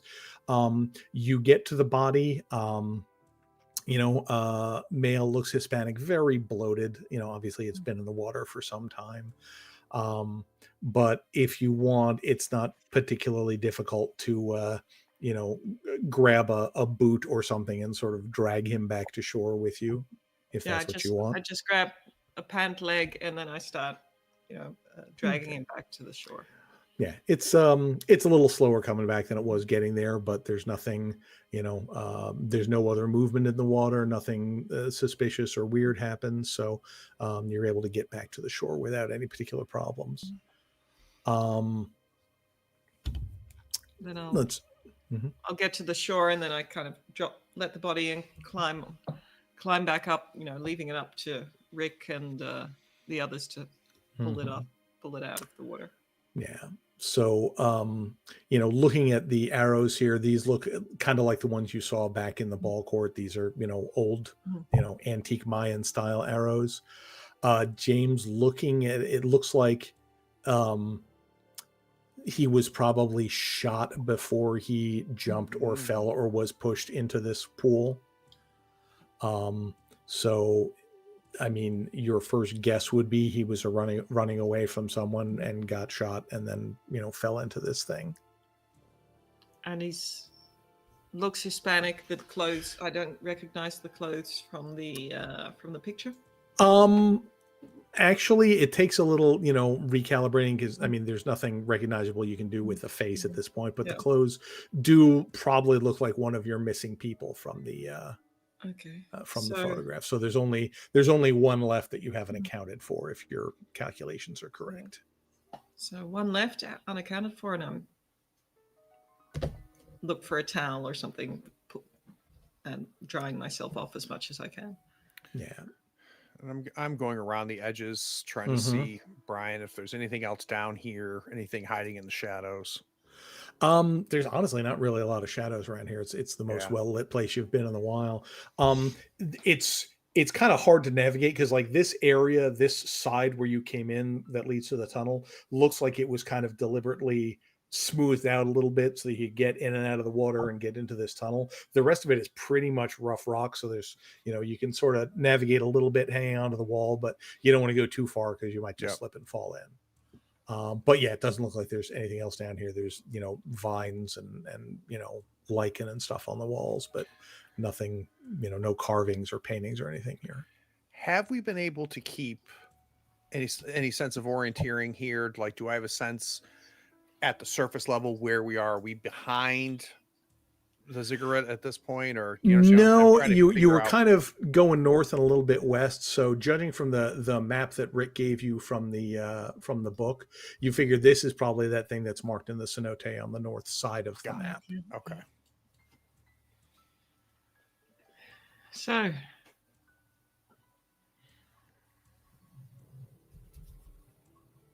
we head back. Try the top. Get back to the surface. Okay. What time? And what time does it look like? It's probably maybe 2:30. Okay. In the afternoon. Let's go Go back. Leaving the body here. Yeah. Okay. Yeah, so you make your way back kind of without further incident. That one area of carving is still flickering weirdly, and you try not to look at it. But the trip back up is, uneventful. And then as you start making your way up the stairs, as you get near the top, you hear some kind of hushed voices conversing in Spanish. I think I'll signal the rest to be quiet, and I motion Rick up and try and hear whatever they're saying. Yeah, it sounds like, and you think it sounds like it's probably Pablo and the Porters, and there is, there's like a couple voices going on at once, but there's some things like, well, what do we do if they don't come back? They'll come back. They can't leave us here. But what if the ones out there come in here? And he's like, that can't have been real. You hear one of them saying that was just a vision of some kind. Those they don't still live here. They've been gone for hundreds of years. And then somebody else is like, I hope they come back soon. I don't like this. Alice will call up in Spanish. We're making our way back up. And who and she'll ask, who's been gone for hundreds of years? And as you're making your way back up, you see Pablo kind of comes over to the edge of the stairs and looks down. And as you get close, he says, Hector and Enrique both thought they saw down in the south part what looked like the old Indian warriors with the cotton armor and the wooden swords and everything. Where? Down south, he says, and he sort of gestures out the entrance to the hallway to the left. When? Just now? I guess 10, 15 minutes ago. Rick, are there like old tribes here or something? Not really. I mean, everybody here's been pretty civilized. This matches the arrows. Adrian very quickly is running towards the entrance. Much more giddy than James. I want to see. James, because he has a thought, and it would make James very upset if he shared it. Just yet. Not sharing it just yet. Okay. Who's running off now? And I'm like trying to get up the stairs. Discover it, boy. Discover it. Right. So you guys make your way back up to the top.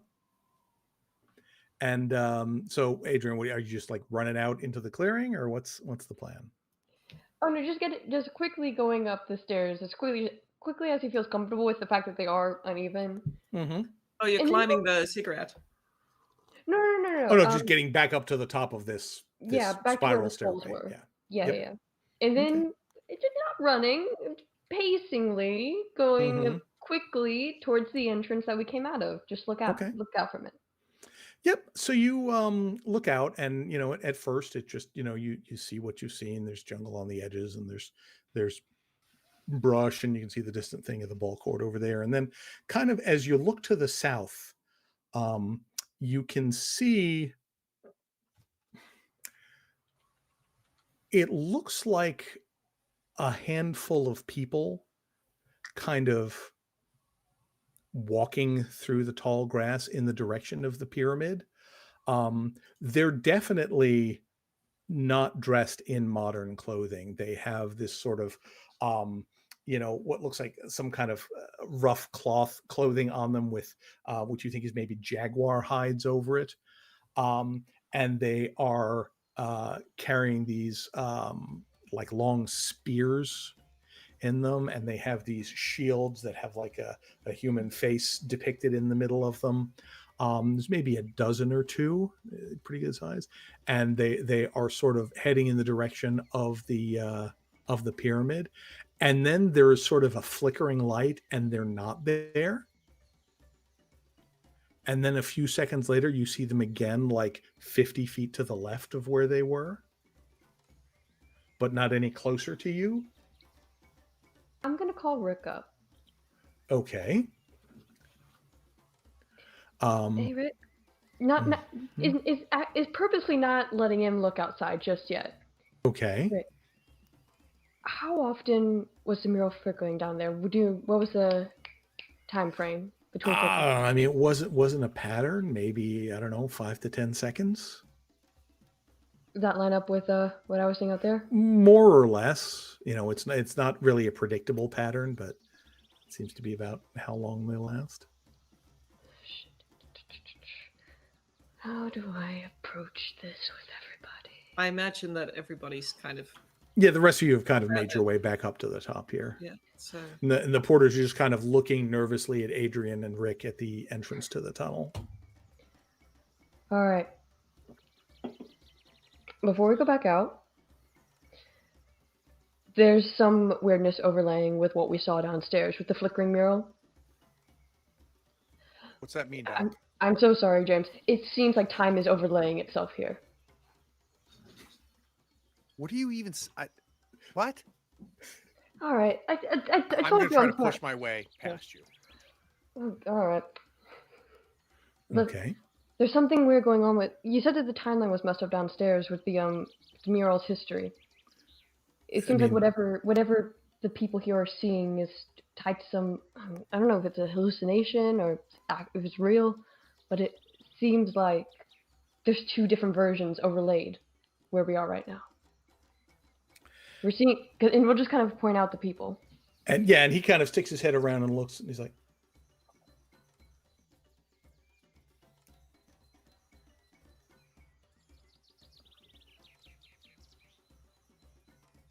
huh.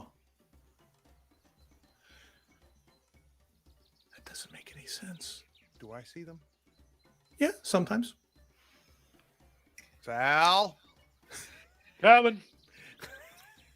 and I'm gonna shotgun up, Wait. start walking towards wherever No. I see them when I see them. okay, Alice is going to reach out and grab your back and say, "Listen, I think we need higher ground.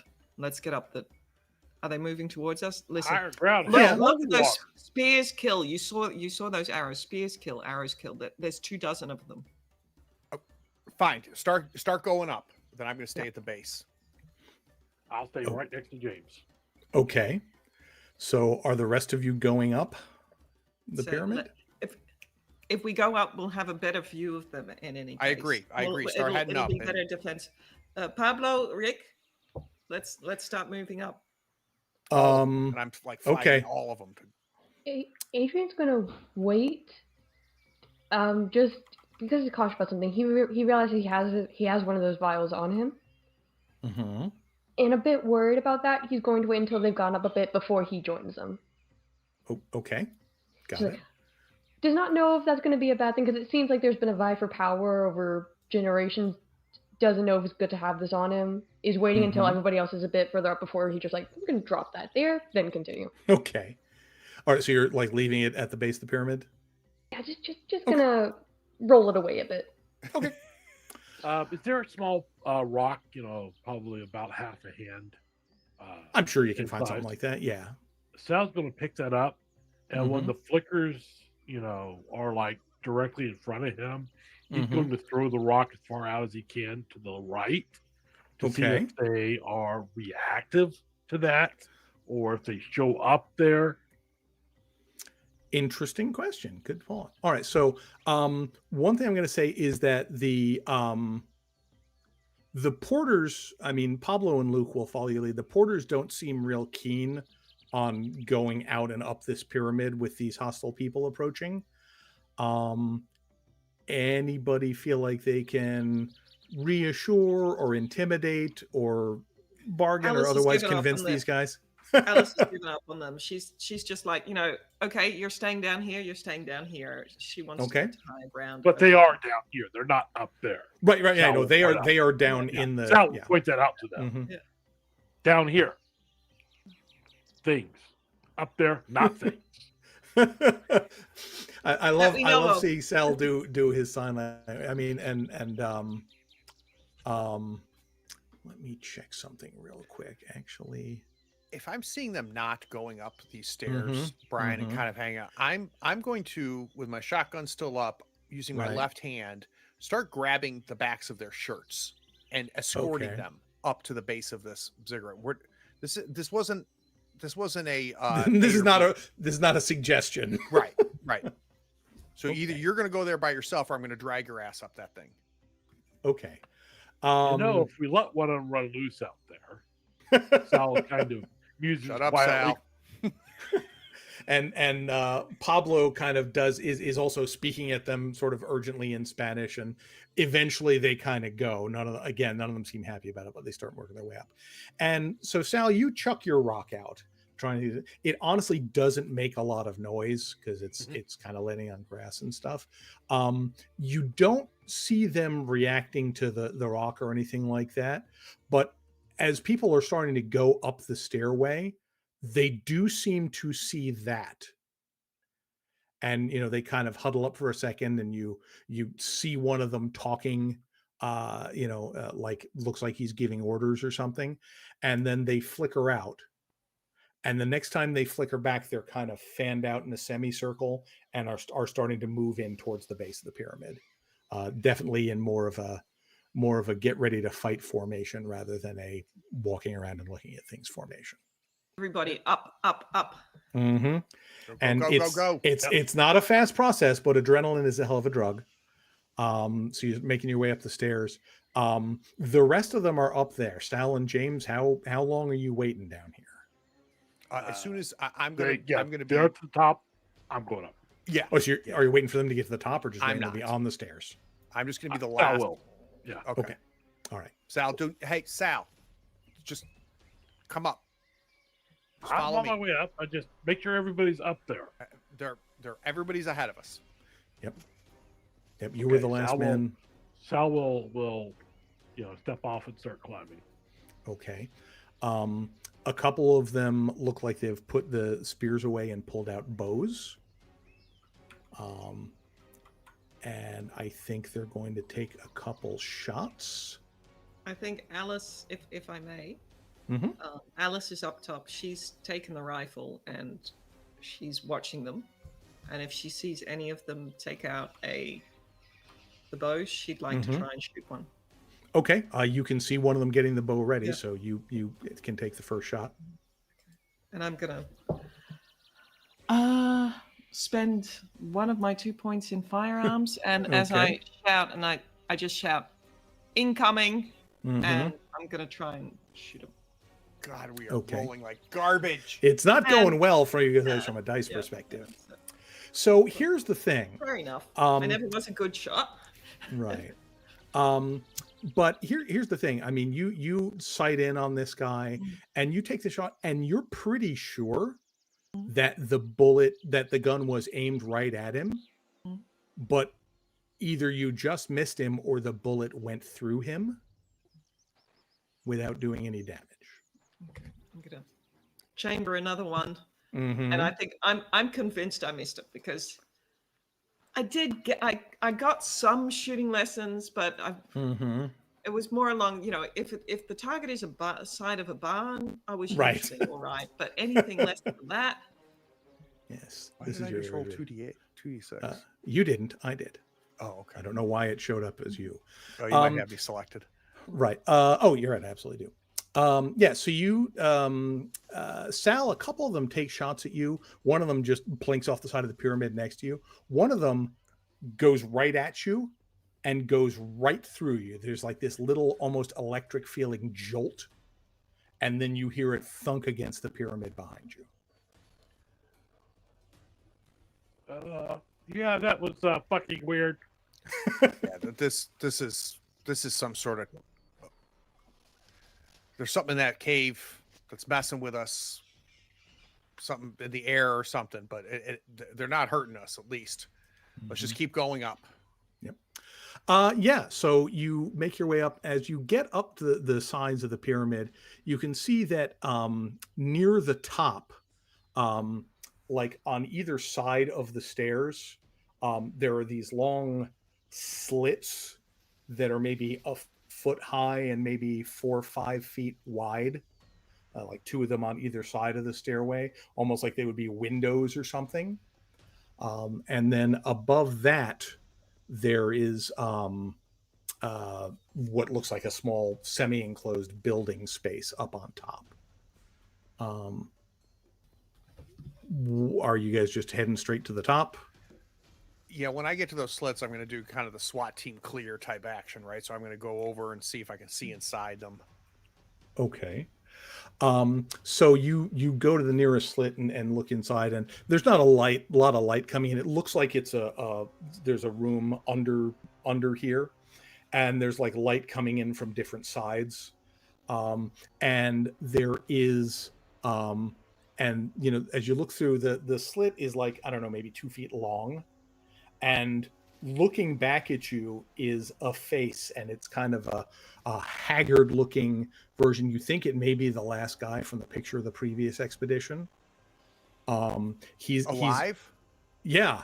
And he like he you can see like he's holding his hands on the edge of this slit and kind of looking out like this, and he sees you, and he kind of points a revolver at you in a shaky hand and says something to you in Spanish. So I stick the shotgun barrel right towards him, and I mine is bigger is what I'm yeah. We're not alone, Sal. Someone's in here. All right, coming up. And he ducks out of sight. Yeah, someone's in here. Are the And he's got a gun. yeah, are the natives or whatever they are? They have come up to the bottom of the stairs. Yeah. That you guys are not there, Yeah. and they are sending a few more arrows up. Does it look like they're going to come up? It doesn't look like they're inclined to come up the pyramid. Okay. Does it look like they recognize that their arrows are going through us at all? It's hard to tell. I mean, they're far enough away that you can't really see. They're not freaking out about it. Are they still flickering in and out of view? Yes. Okay. Alice, one of the arrows hits you, and it actually hits you. It does not go through. So that is going to be 3 points of damage to you. Alice is going to. It's been a while since Alice has gotten hurt, and she's going to cry out. It's like, I'm hit. Oh, fuck, that's blood. Oh, and I'm going to kind of stumble back out of view and Okay. I'll rush over. It doesn't look too bad, but it's the shock more than anything else. If it's other people's blood, I'm fine, but we need to move to cover. Yeah, so I lock eyes with you, Sal. Said I'm going to go in and take care of whatever the hell is in there. Just keep things out here, and I'll tell you when to send everybody in. Gives a thumbs up. I'm reaching out to Adrian. Adrian, I need help. Oh, geez. Oh, Jesus. Just don't look at the blood. It's all right. It's all right. It's all right. Yep. All right. You'll be fine. You'll be fine. Sal is going to try to time the flickers when they show up and when they go away, and see if he gets a rough estimate of how long they're phased out. Yeah, it's like somewhere between 5 to 10 seconds at a time. It's not real consistent. Okay. But they're roughly half in and half out, but it's hard to predict exactly when they'll be out and come back. Okay, he's going to wait 6 seconds when they disappear. Okay. And then fire just a short, round or two from the Tommy gun. Okay. At one of them, or they were. Okay. Go ahead and give me an attack. He's not going to spend any points. This is sure. This is an investigative shot. Yes.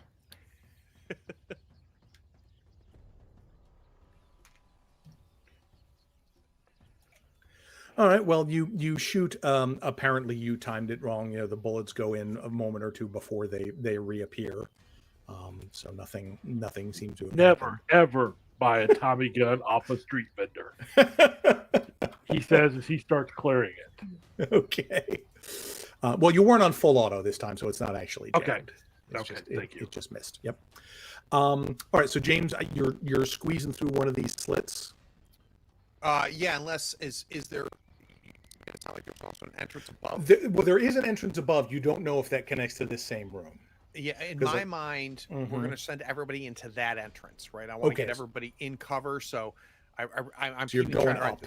Yep, the slick guy's below me. I'm going up, and I want to make sure that there's room so we can bring everybody in. Okay. Yeah, you get up and it's a pretty good sized room, Stone. It's got like, a big open doorway and big windows. But there's certainly enough room every side, for people to get in here. Any type of staircase or anything? No.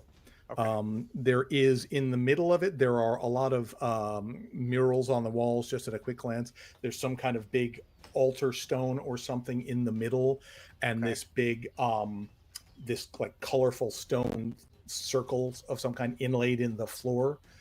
You don't see any other. I mean, there are exits on the four sides of the pyramid to go to the four stairways. Other than that, you don't see anything at the moment at a first glance.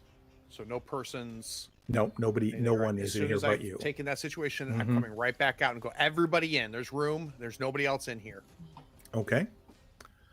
All right. As everybody makes their way up, you get a couple more last-minute shots from the archers. I'll travel behind Alice, so basically just kind of taking it. Alice is acting as cover leaning for on Alice. you and is saying, I don't think it hit the femoral artery. I'm pretty sure it didn't. Did it, Adrian? Do you think? It's all right. No. You're fine. Okay. Let's get up, okay? And another arrow looks like it. Adrian, the first thing you realize is, as you're helping Alice up, you see an arrow like hit the stone wall directly in front of your torso, and the only way it could have gotten through there is if it went through you. But it didn't hurt. And with that, you all scramble upstairs into what, for lack of a better term, we'll call the altar room.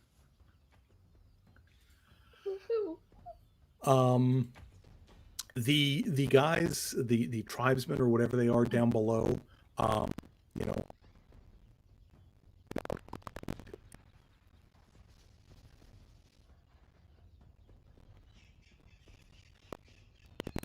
lack of a better term, one of them starts calling out directions and giving hand signals, and you see some other groups of these guys from coming in from other parts of the ruins, same thing, flickering in and out of existence, taking up positions at the base of the other stairways. So they're like surrounding the pyramid, but they do not show any sign of wanting to come up. All right, Alice, I'm going to come over to you. You okay? No, I'm not okay. I'm shot. Can't you see this? Oh. I turned to you, Doc. Is she okay? She'll be all right. Do I see where it was, like in the leg or? Yeah, it kind of creased her thigh. She's bleeding a little bit. Yeah. Okay. No. It's not. Yeah. It is. Everything hurts. Everything hurts. I mean, where's my bag? Where's my bag? I got it right here. It's gonna be all right. You just got scraped. You're fine. Well, don't worry. Didn't hit an artery. You don't know what kind of germs are on that type of thing. I mean, I'm gonna get gangrene. Oh. Where's did you put antibiotics Rick on it? helpfully mentions that a lot of the tribes in this area often used various local animal venoms and toxins on their arrows. Rick? Okay, there's anti-venom in my bag. There's anti-venom. Get me the anti-venom. Okay. Deep breath for us. All right? It's gonna be all right, Ass. Just gonna treat it. Go ahead, Doc. Mm-hmm. Yeah, I mean, a point of first aid will give her 2 back for you, I believe. Yeah. Or 2 points will give 4, whatever you have. Sure. You cover up the blood, and Alice is, there's still 1 aspirin. She's taking an aspirin, and she's like, well, did the blood run clear? I think there's some, and I've got some universal anti-venom in here somewhere. And we'll use it just in case. Yeah. No, of course. Yeah. Yeah.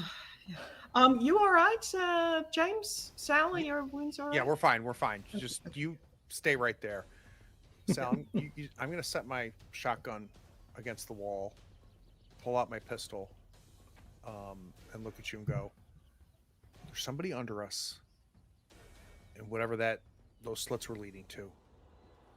Don't let anything happen to these people. I'm going down there to figure out who the hell that was. He nods. That's what I'm doing. So I'm going to try to step out and try to gauge maybe as I go to all four of the doors, Brian. I assume I see the slits all the way around, right? Yep. So I think what I'm going to do is figure out the least threatening of the four, I guess. Right. The side that's kind of backed up against the jungle, they haven't gotten to yet, so that's probably your most covered from that perspective. I'm going to get to a slot, look into it to see if I see my friend. You can't from this angle. And then I'm going to try to crawl into it. Okay. Pistol first. Sure. I will need you to give me an athletics roll. That I can do. Yeah. Where are we? Athletics. I'm going to spend a point. Okay. All right, cool.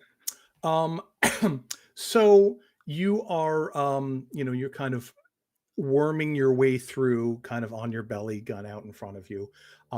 It's a little bit deeper than it looked.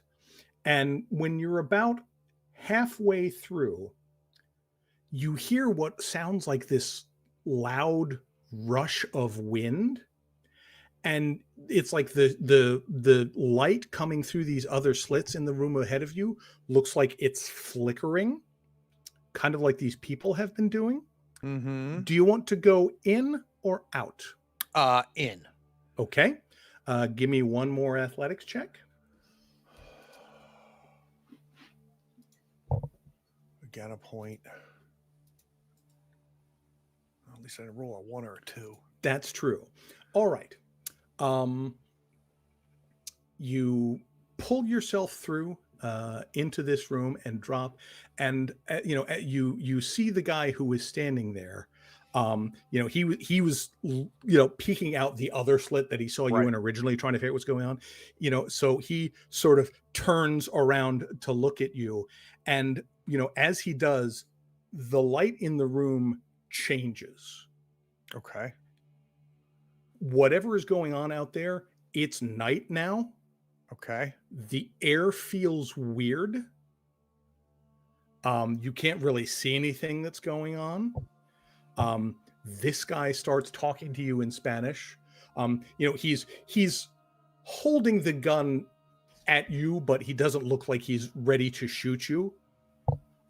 Honestly, you don't really have any kind of you have interpersonal skills, but you're not good at no. No hablo español. As I'm walking towards him holding the pistol. And he's just like, no, Spanish. And he sort of gestures at the window. And I'm gonna look, but try not to stop looking at him. Right, kind of one of these kind of numbers there. Yeah. So you look out the window, and it is night. You can see like the other, the ball court and the other stuff out there from this angle. And it's not in ruins. It's perfectly intact. The jungle has all been trimmed back. The stones in the plaza are clean. There are dozens, maybe hundreds of these tribesmen, and not just the warrior types that you saw, but like men and women, chanting and singing. You can hear from somewhere above you. There is a voice screaming in pain. It doesn't sound like any of your people. And you can see being brought up the stairs between these slits. There are a couple of these warrior types carrying, hustling up a man in the classical uniform of a Spanish conquistador. He's still got the big Okay. helmet on with the wedge. I would like you to make me a stability roll, Why? please. This is a Tuesday. Yes, it's a Tuesday in 1523. Your target number is 4. It is going to be a cost of 2. I think I'm going to spend 1. Okay.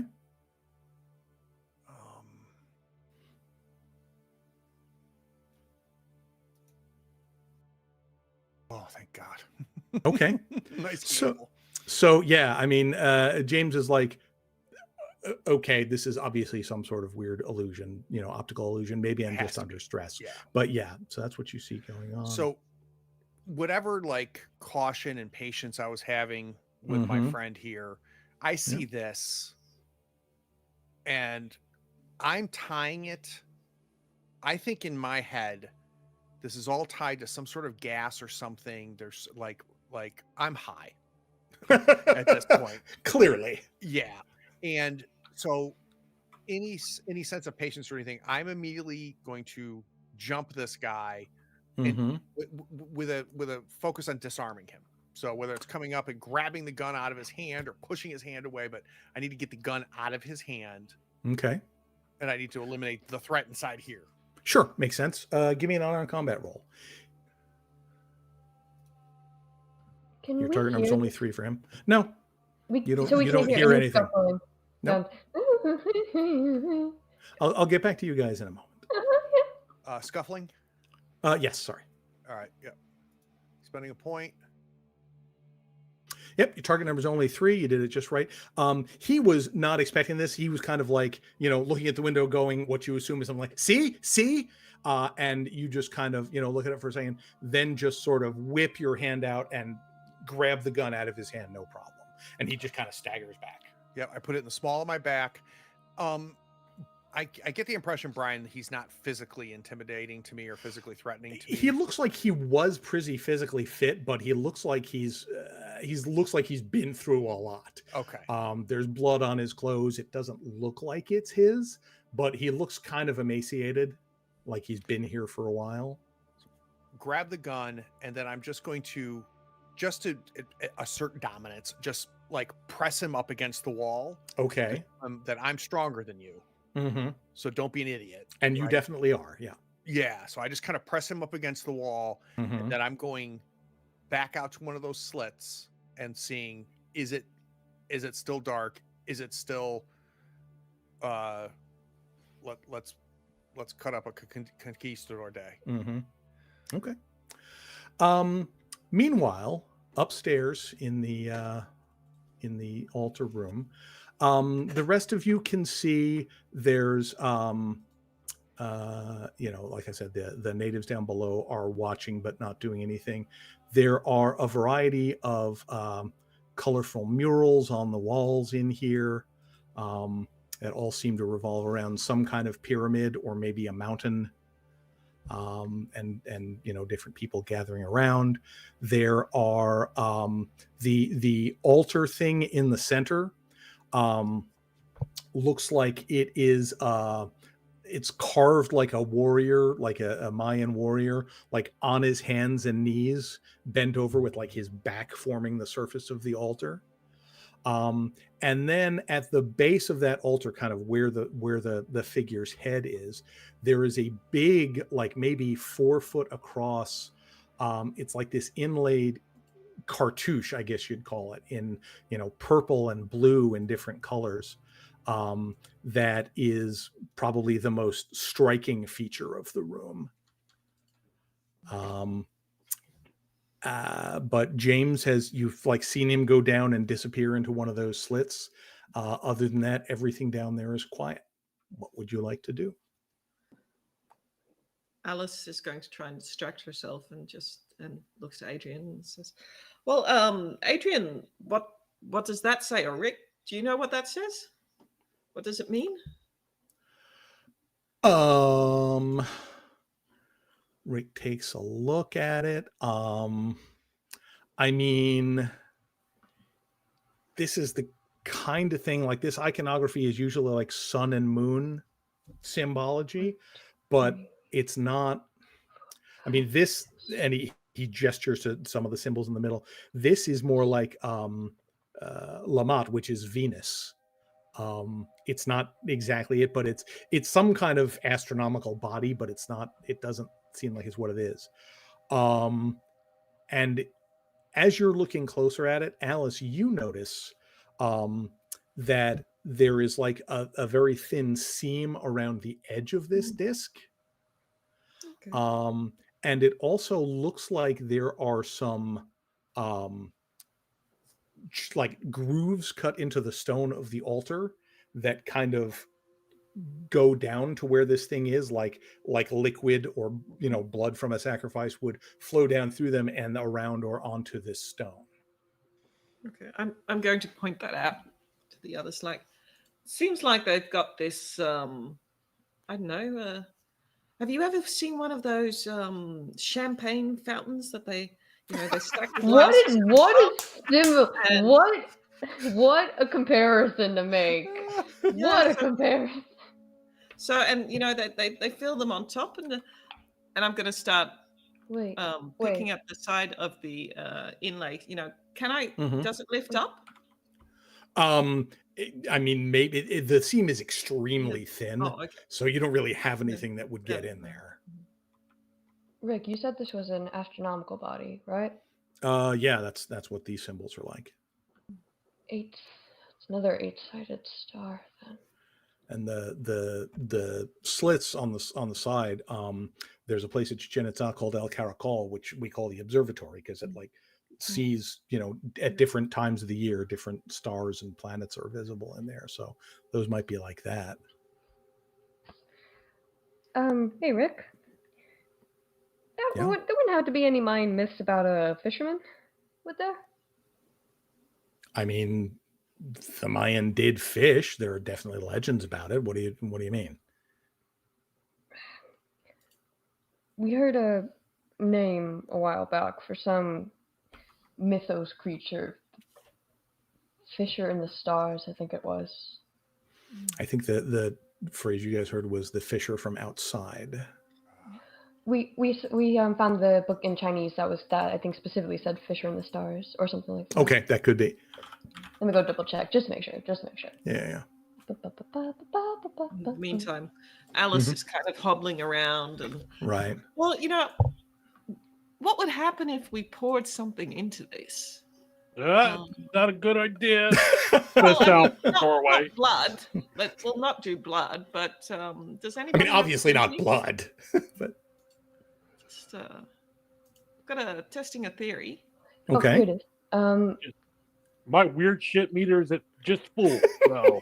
Okay, I found it. Okay. It's it was one of the Echevarria auction books. It's labeled in the auction as "Fishing the River of Stars." Okay. Is that what those eminence were for? I don't want to go back downstairs and grab them, so we're just gonna pretend like those don't exist right now. Okay. All right. James, we might have found something. There's no response from James. And I'm also gonna look out and see. Are they still down there? Yep. Sometimes they're not coming up. Nope. Yep, they just seem to be flickering around, taking their time. James, now's really not the time to be playing the strong, stoic, silent type. Sound off? No response. Watch my back. Going down. Okay. I don't hear my friend. I'm worried about my friend. Somebody right. has rope. That's great. You can tie it to me. I don't I'll care. I'm going down. I'll go check on him. I'll go check. No. Okay, I saw those slits. Nothing. I think Adrian would probably have an easier time getting down there. So, but Adrian, you stay in contact. James, Adrian's coming. Do we bring the rope back from downstairs? You guys left in kind of a hurry. Yeah, I don't think feel like you we did. Do we have any rope left? Preparedness point to have extra room? Sure. As somebody can spend me a preparedness point, you have I some got rope it. left. That's what it's for. Well, you have to roll it. Yeah. How do you? How do Preparedness, you roll don't you? preparedness? I think you can just spend the point. Let am I me wrong double about check. that? I mean, I want to say that don't ask me rules questions. I want to say you have to roll it. What am I, the keeper? Yeah, you have to. I think you have to roll it. So you have to. What you do is you set a difficulty based on what are the likelihood of them having it. So like if he was trying to pull out a you know Yeah. an iPhone, you might set the difficulty real high right now. But Okay, yes, you make a simple test. Yep. Okay, there it is. Good call, Craig. Thank you. Yeah, I just remember from Night's Black Agents, and it's fair a enough. mechanic that I love, which is did I pack that? Yeah, honestly, I think on an expedition like this, it's probably just like a target number 3 to have rope. It's a common thing you would have. And of course, you can spend points from the pool to add to the roll if you want, but you don't need to. So yes, you have rope. Just to make it clear, this is my second official complaint. HR hears them and understands your plight. All right. Yeah. Okay. If anything goes wrong, I'll tug on this. All right. It's just somebody hold on to the other end. I'll tie it around your waist, and I'm Okay. holding the one end. It's like, and Sal, you keep an eye on those on the natives. Yeah. Okay. They're still here. Okay. Kind of. Still not doing nothing. All right, Adrian, you make your way down, going into the same one where you saw James go. Okay. Looking in the slits, you don't see anyone or anything in there, but you can't get a real good look at the room. That's more concerning, because last I checked, there were 2 people in there. I mean, if James wasn't going crazy. I mean, hopefully there would at least be one. So do I take the athletic checks as well to get down there? Yeah, you'll make an athletics check to go through the slit. I'll try to go through. Okay. All right, no problem. You were able to slip on through. Adrian is hoarding all the good rolls this morning. Okay. Someone has to. Exactly. As long as somebody's putting it through. Don't fire a gun. That would ruin everything. So this is a room. It's got kind of a rounded ceiling. The walls are this kind of weird red stone. They're all carved with these Mayan glyphs on them, or you'd guess they're Mayan. The only thing of interest that you see is there's what looks like a book in one corner, like a journal, like a blank book that you would write in. Looks a little dusty. Black book. But there's no people here.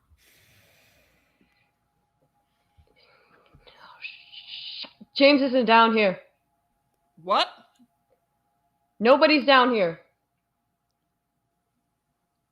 Where did he go? I mean, he went in there. I mean, the glitch. Is there a door? Glitch. Of course it's glitch. Adrian's saying that as if it makes perfect sense. Like, of course it was the glitch. What? I mean, is there a door? Adrian's going to inspect the book. Just look at it first. Look at the cover. Is it just a plain book? Yeah, it's not labeled with anything on the outside. Just looks like a journal.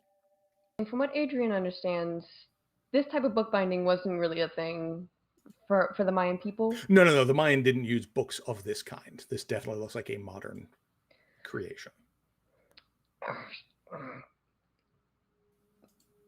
I'm gonna do it.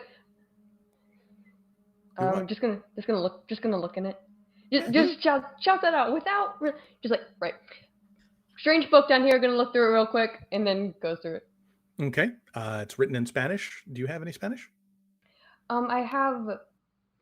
I don't speak it fluently. I only have like bits and pieces.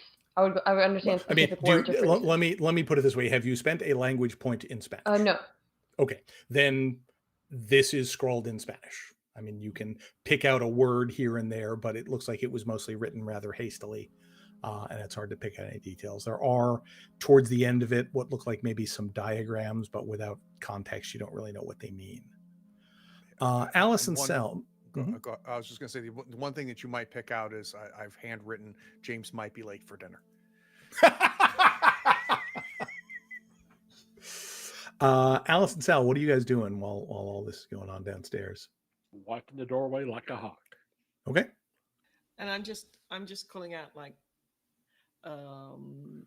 Adrian, are you still there? And I'll tug on the rope. And What hook? What hook? Are you trying to read a hook? And you pull on the rope, and it pulls rather easily. Not good. And you pull the rope back. Not good. And the end of the rope is sheared off like with an axe. Absolutely flat on the end. Adrian. Credits. Ah!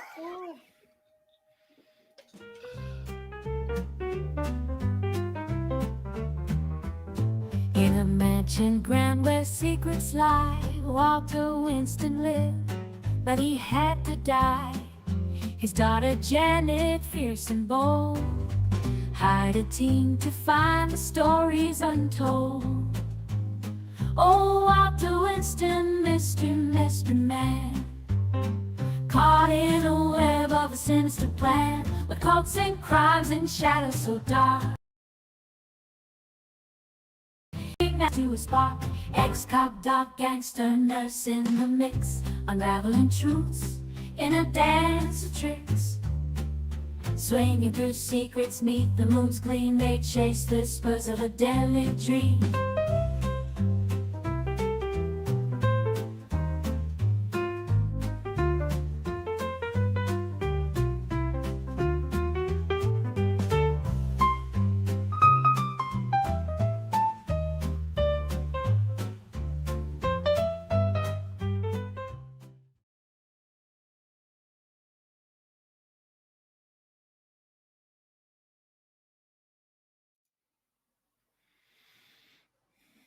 We are back.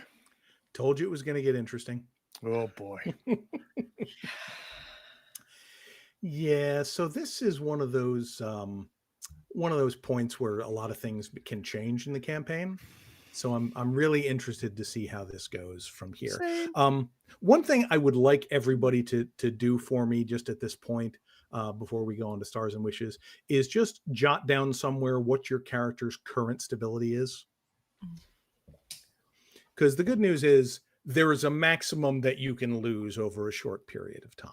So we'll want to keep track of that. And then once we've gotten that, let's talk about some Stars and Wishes.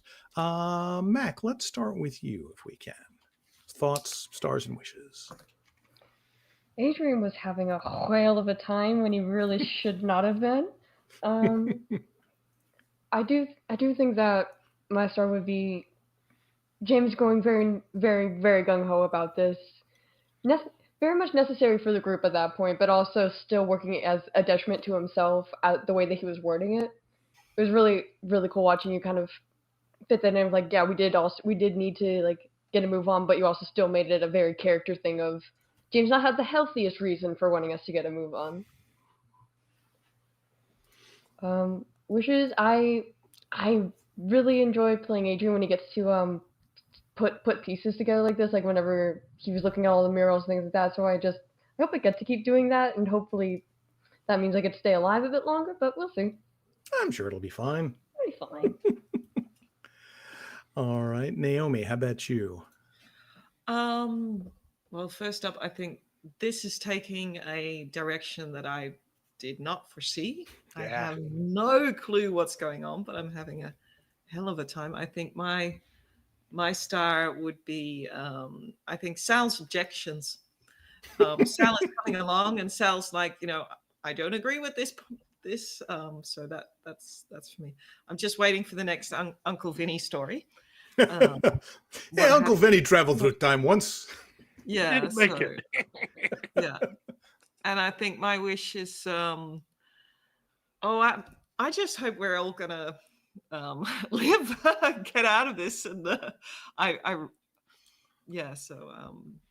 my wish is I wish it was already 2 weeks later. I know.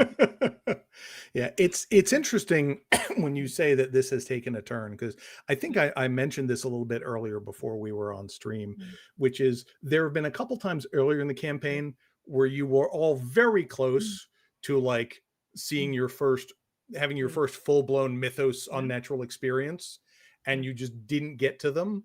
So now this is going to be kind of a sudden shock for a lot of you, I think. Yeah. So it'll be really interesting to see how that goes. What about Sal? What do we got for stars and wishes down there, Chris? For me, I think Alice's reaction to being hit. We're used to seeing Alice, cool, level-headed. She's stuffing our guts back in or whatever, and then she gets hit. It's just like she falls apart.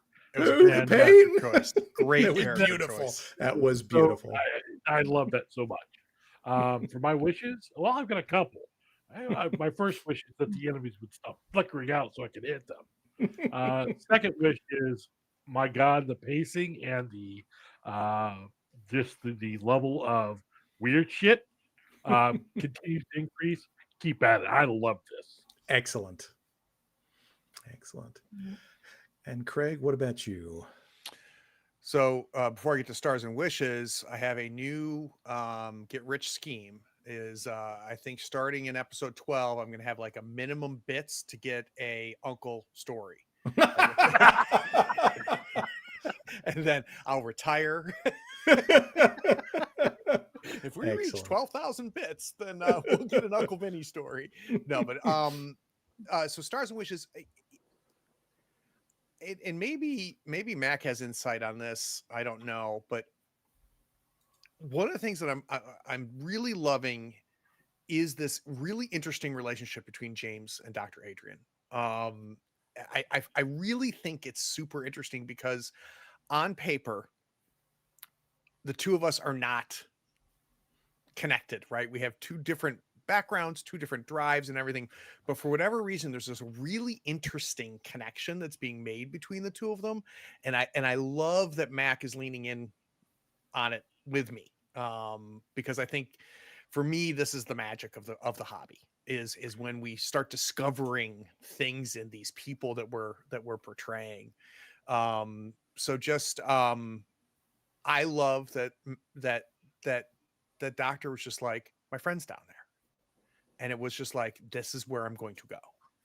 And I just, those are moments that that happen in a role-playing game every once in a while that just have a punch to it. And it's also where we get to something that fascinates me, is just the emergent arcs that happen through play, right? So Mac didn't sit down and go, Adrian's going to start here and then going to go here and here. This is going to be Adrian's arc. This is going to be James's arc. But somehow we get to these points in these places where that happens. All of it was very vivid for me, Brian. So you've done a very good job of giving me enough to latch onto and then let me run with it as a player. It's something else I have talked about before, that it's a very gentle art. You want to give enough to your players to get their minds to start to spin, but then let them spin, right? Let them fill that in. And you're very good at walking that line with me, Brian. Don't paint the whole picture for me, because I feel like in a weird way it steals some agency from me, and I'm going to finish the picture in a much more vivid way than just taking it from you. So that's a big thing. I will give a lot of that credit to, as an old gamer, the old Infocom text adventure games. Yeah. They used to have advertisements that said, we have the best graphics processor in the world, which was a picture of the brain.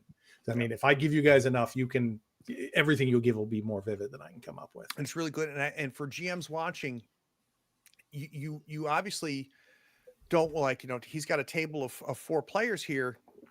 Your instinct is, I don't want the 4 of them to have different pictures of what's happening. We're going to, regardless of how much you give us, we're all going to paint it a little bit differently. But you and Brian does this, you'll notice he checks in to say, okay, wherever your head is, this is here, right? So the things that are crucial that we all agree on, we're reminded of that. And so it's a really interesting thing as a GM to explore, for those GMs that are watching. I did not see the time thing.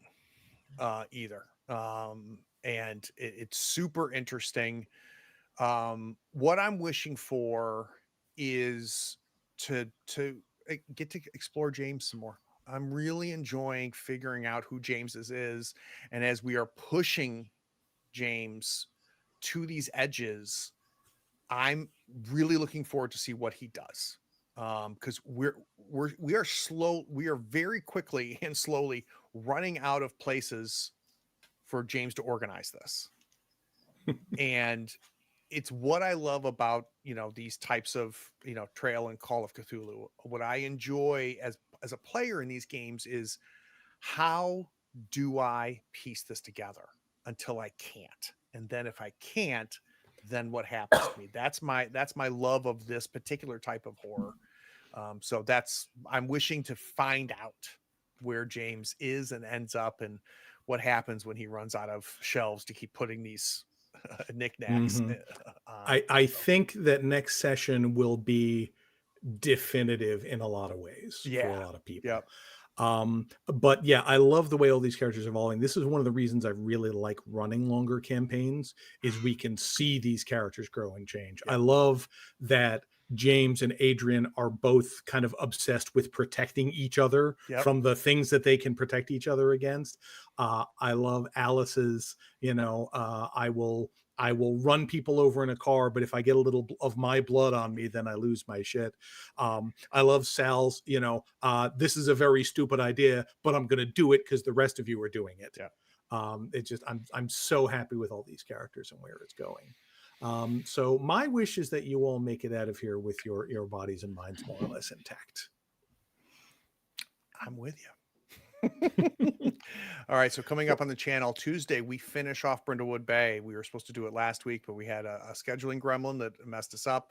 Final episode of Brindlewood Bay is this coming Tuesday. Then we go back to Forbidden Lands, so you get a chance to see Brian and I switch seats as we continue Forbidden Lands, and then 3 of us will be back a week from today to continue what is really proving to be a pretty unbelievable game of Shiver. So good. Good. The last episode was so good. An incredible table. And boy, we left it in quite a spot. And you talk about things turning, Brian and Naomi. I think we're at a turning point in that game as well, which is going to be very interesting. Follow, like, subscribe, blah, blah, blah, Patreon, yada, yada. But love you, mean it. See everybody in 2 weeks. Thank you all. Bye.